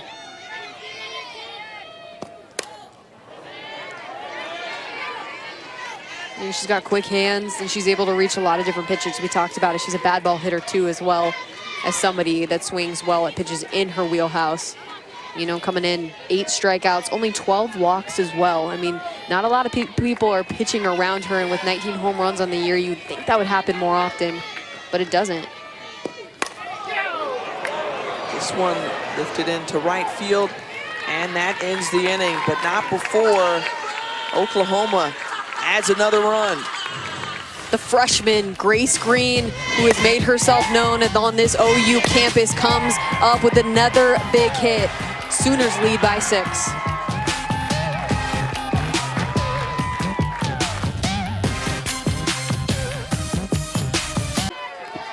thanks so much. And we got a chance to see Kelly Barnhill back at that SEC tournament, help the Gators go on to win the conference tournament championship. And that's a team that's rolling right now.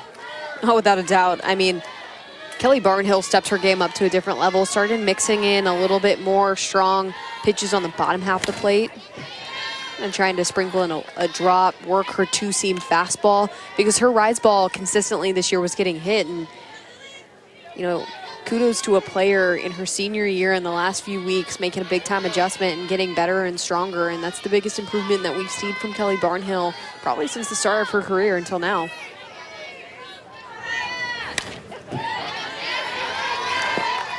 Later tonight will be UCLA and James Madison, Arizona and Ole Miss.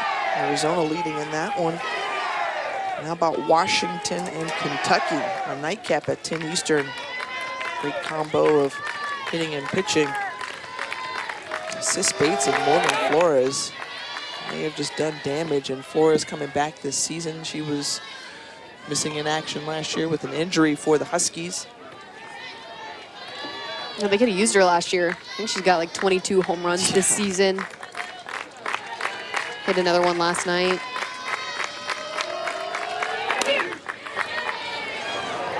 Into right field, and Allo is there.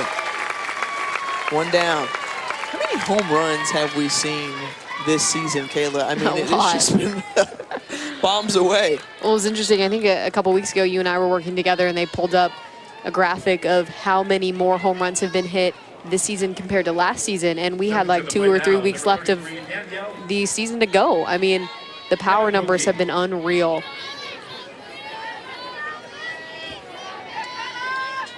And yet at this time of year, you talk to most coaches, and they still go back to pitching.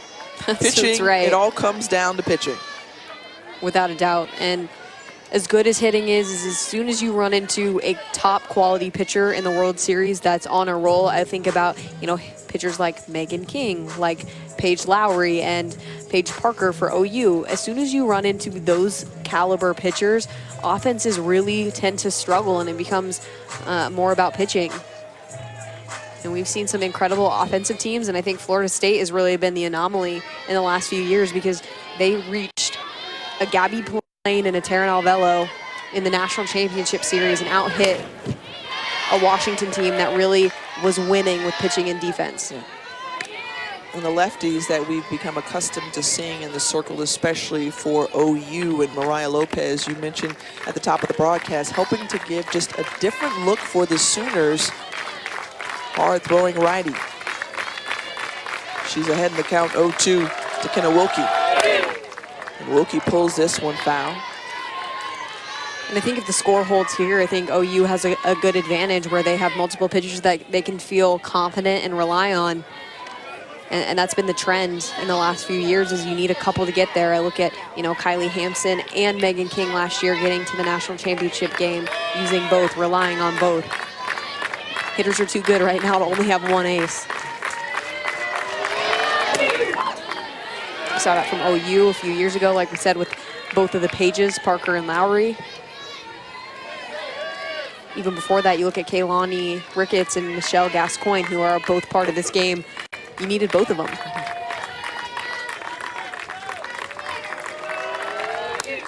Going upstairs and chasing that one is Wilkie, and she's retired. Another strikeout on the day for Mariah Lopez. That's her 5th. Speaking of good pitches, I mean, Mariah Lopez goes upstairs with the rise ball on the inside half of the plate. That's coming in at the hands and up at the eyes when that pitch finishes moving through the zone. And Wilkie just not able to hang. For as well as Mariah Lopez has done today, we're going to see a change in the circle. A new arm coming on for Oklahoma. We'll introduce you to her when we come back.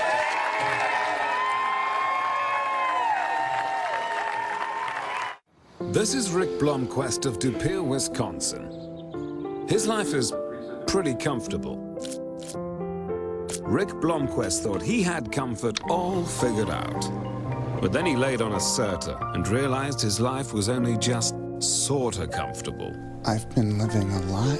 The Serta iComfort Hybrid Mattress. Not just sorta comfortable, Serta comfortable. Save up to $600 on select Serta iComfort sets at the Memorial Day Instant Savings event. Stop painful grinding with Dentek's new Ultimate Guard. Replace bulky guards with ultra slim protection. Dentek's cushioned bite pads protect all teeth from touching. Ultimate protection and comfort. That's the Dentek difference. This is Bai. On one hand, it's healthy, but on the other hand, it's delicious. Healthy, delicious. Healthy, delicious. Healthy, healthy-licious. I like that. Bai. Great flavor and good for you. A taste of both worlds. Hey!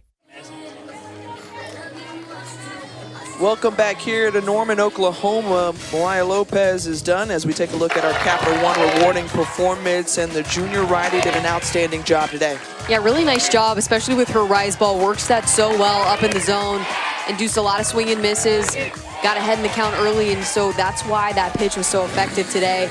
Pound the lower half early, go upstairs with the rise ball, and it gets you 5 strikeouts. No runs allowed, only gave up 2 hits, struck out 5 through 4 2/3 inning as Shannon Sale takes over for her now in the circle. The junior transfer came over from Florida International. And that could have and should have been the 3rd out of the inning. Instead, pops out of the glove of Grace Green. So Sale out of Land Lakes, Florida, as we mentioned. A transfer over from FIU. Yeah, getting comfortable in more of a closer role this season. Working well, coming in after Lopez or G. Juarez in a game.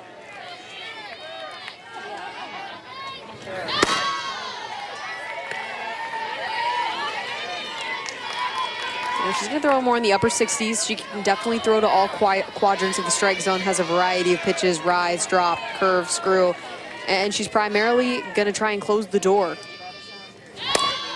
She has a tendency sometimes to be a little bit effectively wild. Can let her spin and movement get away from some corners of the strike zone. But when she attacks the strike zone is when she's really successful, still trying to get better at that asset of her game. She was a standout at the mid-major level. Conference USA Freshman of the Year, 2-time All-Conference first team selection. Only giving up 12 runs this season.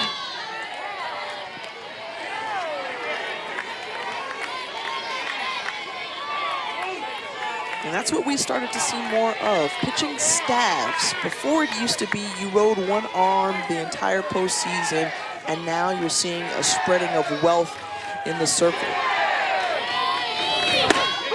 Sale with the strike in to Rachel Lewis, now 3-2.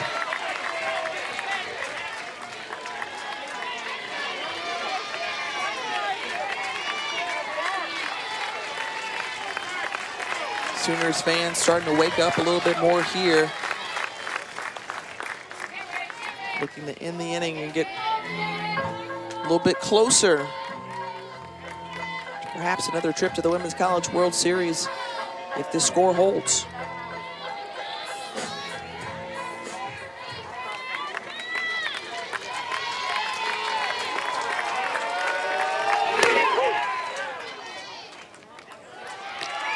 And that does it, ends the inning. Shannon Sale strikes out the batter. Into the order coming up for the Sooners. Oklahoma 1 win away from being the 3rd team today to punch their ticket to Oklahoma City as we take a look at the bracket presented by Capital One. Alabama is already in. They will face either Oklahoma or Northwestern. And Oklahoma State also out of the Big 12, awaiting the winner of the Florida-Tennessee Super Regional. So from the OU softball complex, we're delighted to say hello once again. Kayla Bro, Tiffany Green, another great crowd on hand. Fans who have been so accustomed to seeing their Oklahoma Sooners team win, in line to pick up perhaps another W.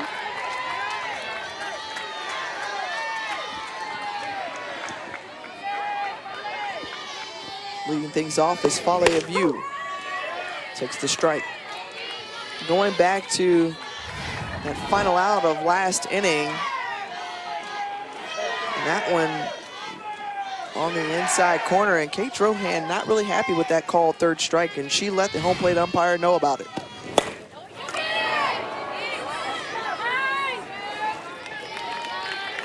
Yeah, and I like that coach, even though this game's 6-0, still going out there fighting for her team, saying that everything matters at this point. You know, it seems like an easy call for the umpire to make. You know, they're up 6, no big deal. Well, it's a big deal to this Northwestern team, and I think that pitch was just a little bit too far on the inside corner to ring up Lewis for the third out of the inning. And if you're a player, how does that motivate you, seeing your coach go out there and fight on your behalf? Yeah, I think it's a big deal. I think you always want to play for somebody that's going to want to go and fight for you. And usually nothing really comes out of it. Typically the play's over, the umpire's moved on, everybody's moved on. But just the fact that they're willing to say, hey, like, I'm here for my team. I didn't think that was right, and I'm going to let you know.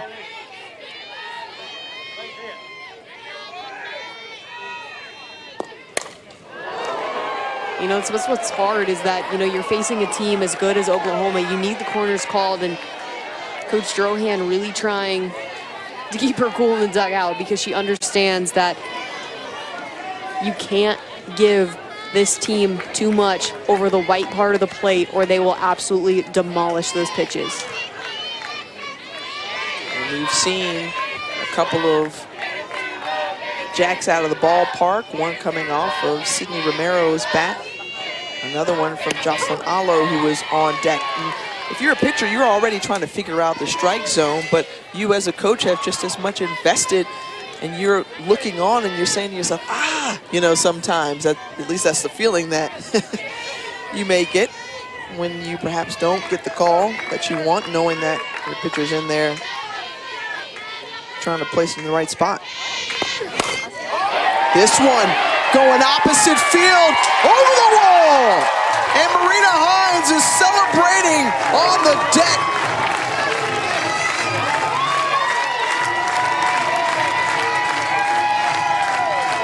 The field's namesake gets the ball, passes it back over. The former OU coach is excited to see the Sooners put up another run.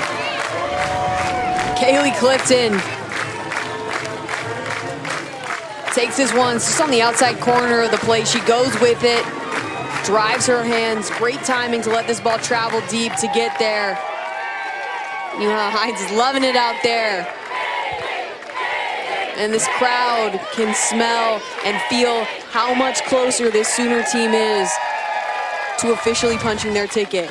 And the importance of that home run, tying 107, that's tying a team record that was set back in 2015. And Marita Hines is hopeful that Allo can perhaps go yard again.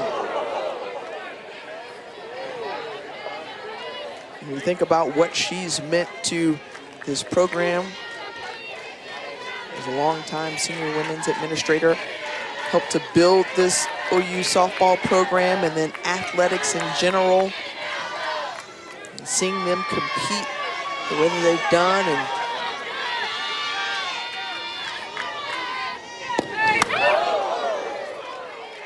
help raise money for this field, this OU softball complex, and because of her hard work and her sweat equity, if you will, a new one is on the way.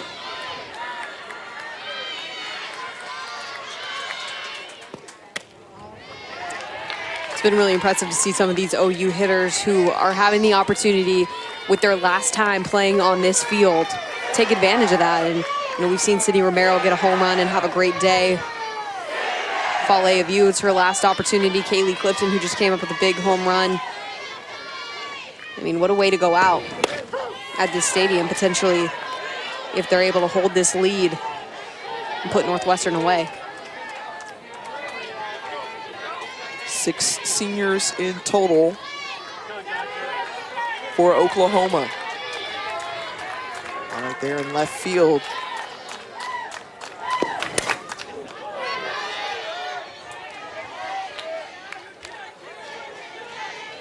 And we've said it just time and time again, just the way that the seniors have risen to the occasion. I mean, this has been the theme for them really all year long. Yes, they have gotten the addition of some fresh faces who have helped, but it's been the seniors who have really carried this team. As we send it over to the studio, quick check of the update with Molly McGrath. What's up? We have a programming update, Tiffany. The Gators looking to return to the World Series for the 3rd year in a row. That is over on ESPNU until this one in Norman goes final, and then it'll move on over to ESPN. A lot of teams punching their tickets today, Tiffany and Kayla.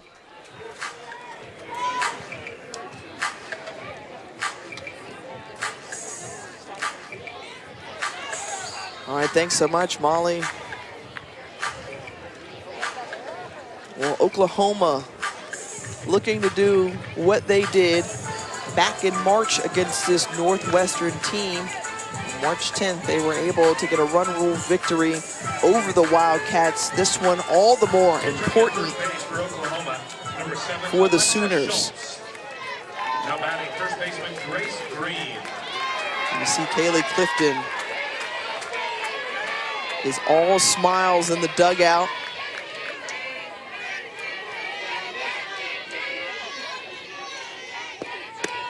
And Grace Green, last inning, this is what she did.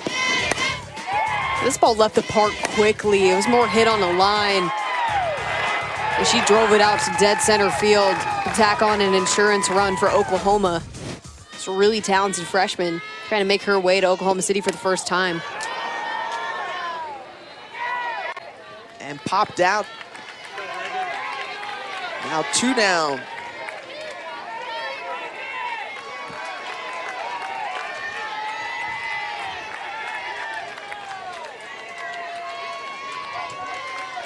Now batting right fielder Reagan Rogers. That brings up Reagan Rogers. Rogers, who singled in her last at-bat. Kind of halfway swing there, going to dive for it is Wilkie, but Rogers thrown out at first base, and that ends the inning. Well, it's been complete domination thus far from Oklahoma. They're on top 7-0. It's big hits just like this.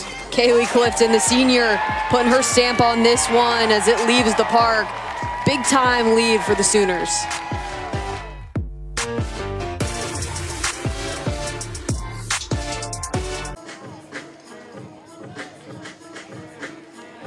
Alexa Schultz moving in to right field. So a couple of defensive changes for the Sooners.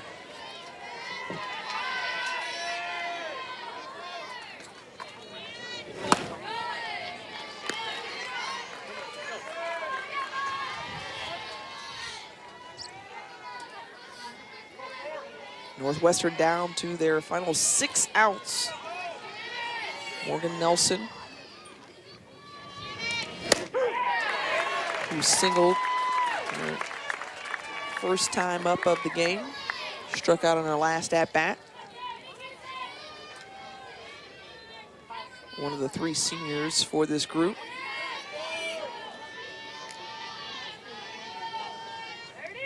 And what we've continued to reiterate all game long is the fact that this is a young, talented bunch out of Evanston.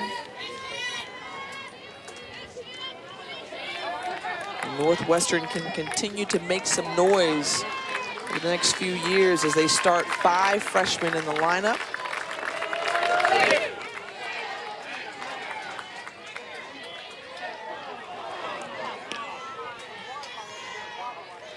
Yeah, without a doubt, what a learning experience for this team to be able to compete at this level, and what they did in the Big Ten this season was so impressive. You know, we've seen historically this Northwestern team make some noise, make it to the World Series. This team on the right track to get back there.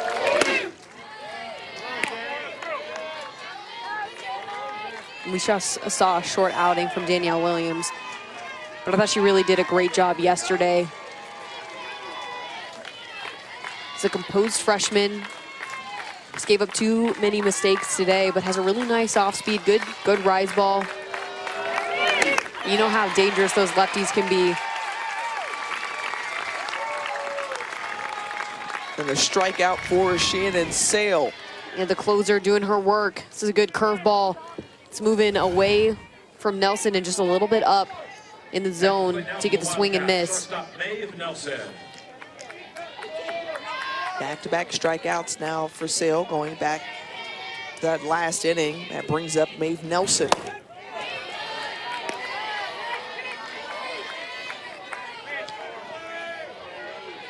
And it's good that Coach Patty Gasso has an opportunity in this game to get Shannon Sale some innings, because you never know when you're going to need her potentially in OKC.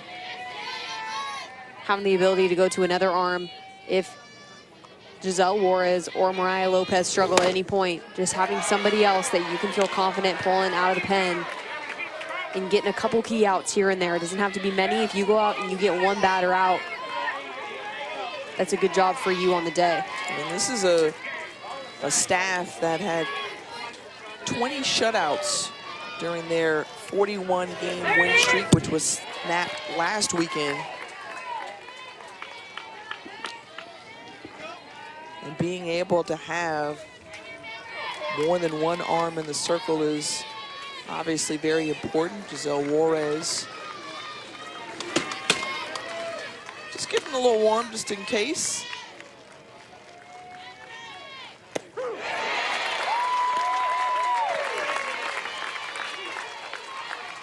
It's a good off speed right there by Sale to be able to work with the higher velocity in the upper 60s and then bring it back down with the off speed and being able to hit that for a strike. It's going to be a big key to her success moving forward.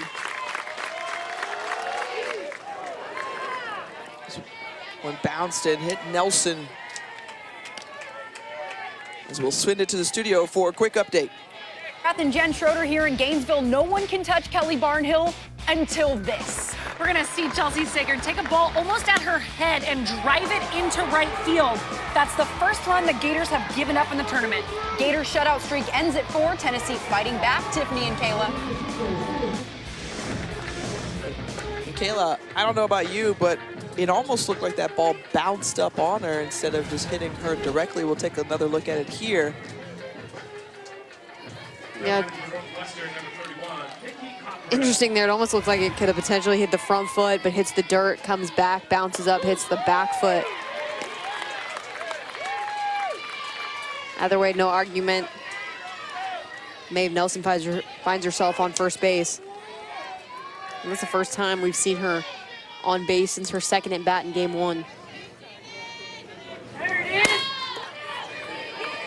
Over to Lyons, and Lyons makes the great double play, making the routine plays look even sweeter and smoother.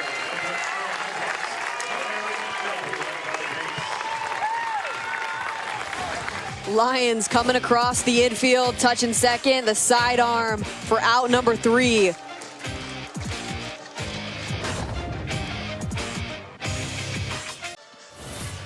What does OU need to get them going? Just some good swings at the bat. Well, I think we talked about it. They averaged 2 home runs a game almost. They hit 0 yesterday, so why not hit 4 today to balance it out, to bring that average back up. The Sooners so dangerous. They can hit the long ball 1 through 9 and showed it off today. 107 on the season. That ties a single season program record. Last time they did that was back in 2015. They've got 4 jacks today. And help push them out to this lead over Northwestern. Top-seeded Oklahoma. The chance to make it back to the Women's College World Series. Going for their 13th appearance in OKC.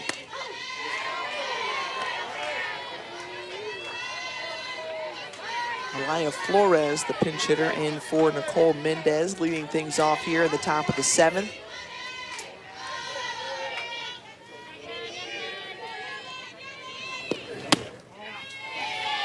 A sophomore out of California.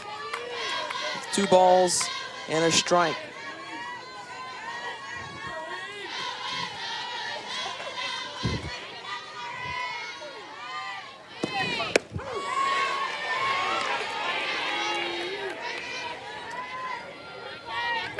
McKenna Wilkie, who came on in relief for Danielle Williams, has allowed Oklahoma to stretch out this lead a little bit more, but more importantly, as you touched on earlier, just a good learning experience for this young group.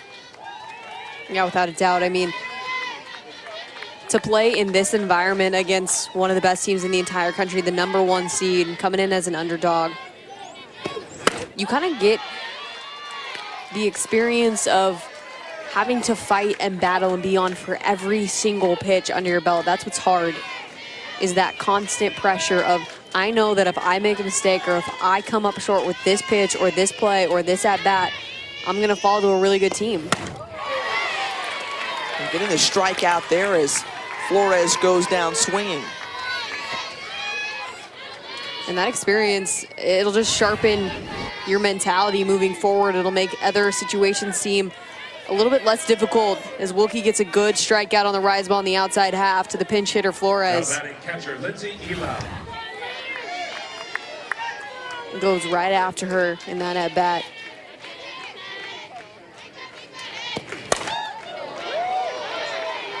Elam pulling that one foul. Yeah, but this Northwestern team, in all seriousness, they're going to be better because they played in this series. They came to Oklahoma earlier in the season because they want to play the best of the best. They want to be ready. They're going to be a battle-tested young group with a lot to prove next year and a lot to gain from this experience. And Elam gets a hold of that one. The shot is out of the park. 5 home runs today for Oklahoma.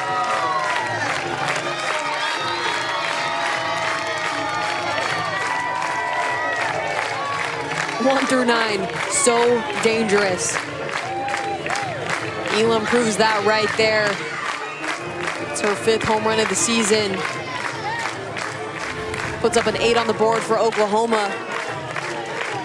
This pitch is on the outside corner of the plate. Elam gets her barrel around it, a little bit out in front, but strong enough to muscle this thing out of the park. Get good extension to finish this swing. And another run across the board for the Sooners. 108. That's a single season record for home runs for the Sooners.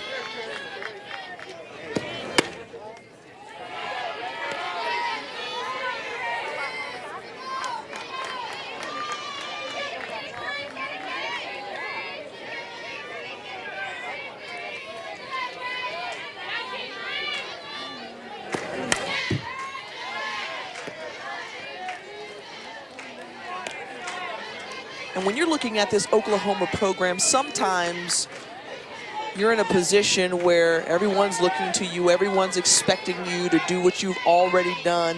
And in these moments, you see the great teams just kind of flex their muscles and show why they're the best of the best. Yeah, without a doubt. And I think last year was a good experience for the Sooners as well. I mean, they lost 2 straight out of the gates in Oklahoma City. And they had, you know, some veteran pitching. They had Paige Parker in the circle that was in everybody's scouting report at that point.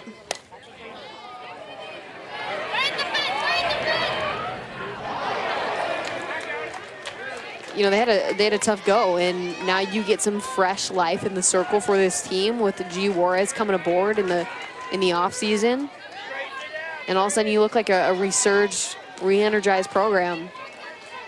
And it's not to say that they weren't talented last year, didn't have an opportunity to win a national championship last year, but I think what they've done this season has been more impressive than what they did last year.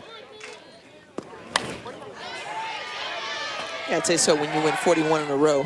No doubt. And season. I think a big contribution to that is the senior leadership. I mean, they've been there before. They know what it's like. They know what it takes. And now they're not trying to three-peat. They don't have that pressure of, oh my gosh, we got to go, you know, win or bust. I think that they just appreciated the journey, appreciated being around each other. They have the right team chemistry. They've built upon that, and then they put it all together on the field. And their defense has improved. It's only gotten better with experience for the upperclassmen, and they add Grace Lyons at the shortstop position, who's been incredible this season.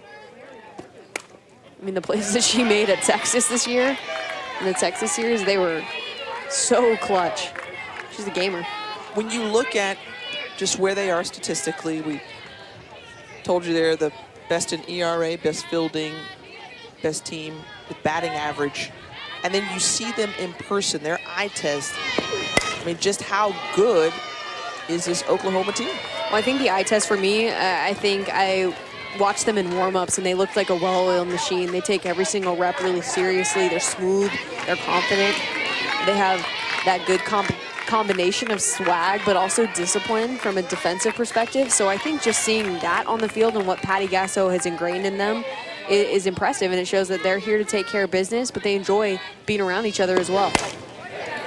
This one lined out to right. One thing too, and forgive me for going over to a basketball reference, but just coming off of the dominance that we saw from UConn and the dynasty that Gina Auriemma, you know, helped to build. When you look at the way championship level coaches run their practices, run their programs, you see just a different caliber, a different level of excellence that's exuded in all their players and literally everything that they do. Yeah, without a doubt. And there's some coaches across the country that as soon as a player steps on their campus as a freshman, you set the precedent for their entire career on how that they're going to approach every single thing that they do. This one over the head of Shellmeyer. She just misplayed that one or misread it. And in for the double is Sydney Romero, continuing her great day. And she gets a big smile on her face because she knows it's probably going to be the last hit that she gets at this stadium. There's the laces of double that absolutely burns Skylar Shellmeyer out in center field. She hits this one hard on the line, and we've seen her hit that low pitch a few times today. Excuse me, this weekend. And she's just happy. You can feel the momentum that she's helped create in that leadoff spot today. You see some of the disappointment on the face of some of these Northwestern players after they have given it everything that they have all season long. And Sydney Romero continuing to cement her name, school record 57 career doubles after that swing.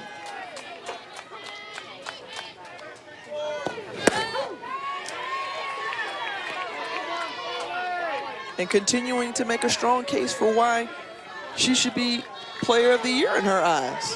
National Player of the Year. She's one of the top 3 finalists. It's a tough race right there. I think that Rachel Garcia is going to have the advantage, obviously, over Megan Good if UCLA is able to win today or win tomorrow and advance to Oklahoma City. And I think the same could be said if Megan Good comes back, pitches well in games 2 and 3. Punches JMU's ticket.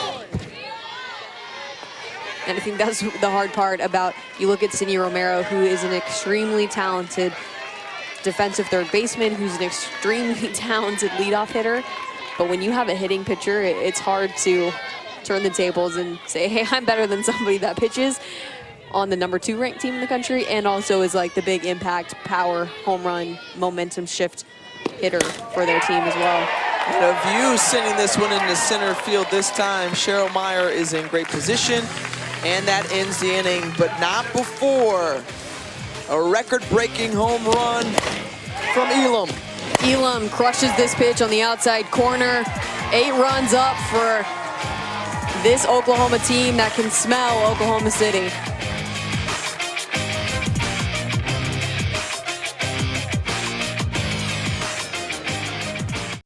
The NCAA Softball Super Regionals is presented by Capital One. What's in your wallet? Well, it's a pregame ritual that's been happening for a long time under Patty Gasso, playing a little football. You see her in that quarterback position. I'm telling you, she has a ton of time, and then finally throws it away. We asked her about it. She said, you know what, my arm is not as strong as it used to be, so, you know, I have to make sure. I don't know, looked pretty good right there. Yeah, it did. I mean, No, she completed it too with that celebration. Yeah, for sure. Just a veteran right there, does it every single game, finishes, completes the throw. Victory for Patty Gasso. I love it. I love it. Caleb Bro, Tiffany Green here with you as Oklahoma is 3 outs away from getting back to the Women's College World Series. Top-ranked Sooners have just looked so good today. After scoring just 3 runs in the opening game of the Super Regionals, they've put up 8 here against Northwestern. And I think they've made big improvement from the regional until this weekend. They played 2 tight games against Wisconsin, one in which they lost, the other one they won 2-0. They've left no doubt in this game. 12 hits, 8 runs, given up nothing from a defensive standpoint. Kept that 0 up on the board the entire game and have just looked really strong across the board. And that's exactly what Patty Gasso was hoping for and looking for out of her team. Being aggressive, taking advantage of their opportunities. They jumped on Danielle Williams early on. Kenna Wilkie also gave up a few home runs as well.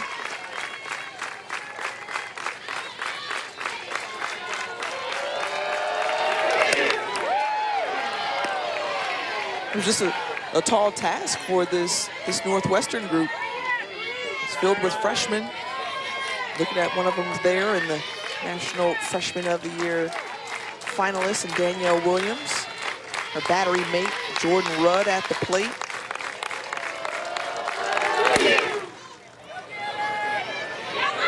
Down into foul territory down the right field line.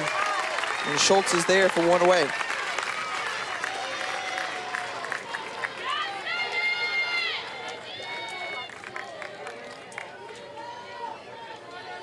For as much as we talk about the youth movement for the 16 seed Northwestern Wildcats, there are 3 seniors on this group as well. Lily Weingartner, Morgan Nelson, Lily Novak. As you said, Kayla, this is a program that is trending up out of the Big Ten. Yeah, big time growth mindset for this Northwestern team. Coach said they've come so far from the beginning of the year till now. Just wait till this freshmen and sophomores keep and continue to grow throughout their entire careers. 8 freshmen and 4 sophomores, only going to lose 3 seniors this year, so they're going to return the bulk of their starting lineup. A good chance to be a strong threat in the Big Ten, maybe try and unseed Michigan as the dominant force in that conference.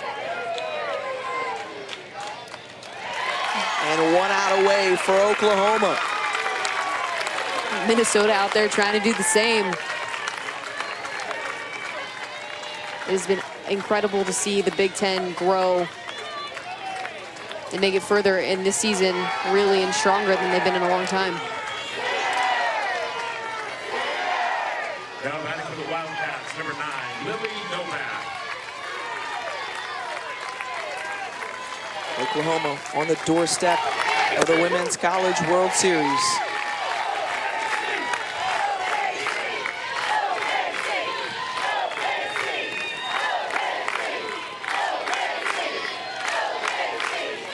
And you can hear the chants of OKC.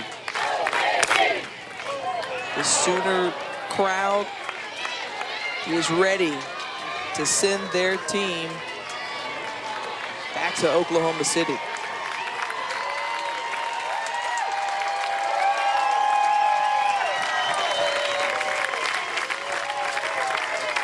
1 out away.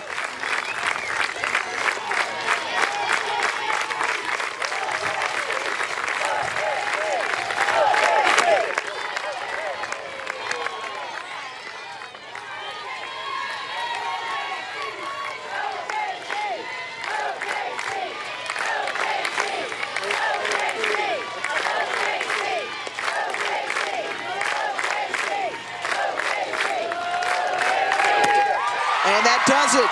The top-seeded Oklahoma Sooners are headed back to the Women's College World Series.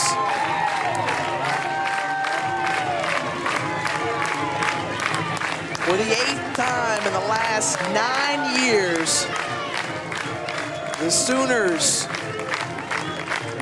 will be in OKC, making their 13th Women's College World Series appearance.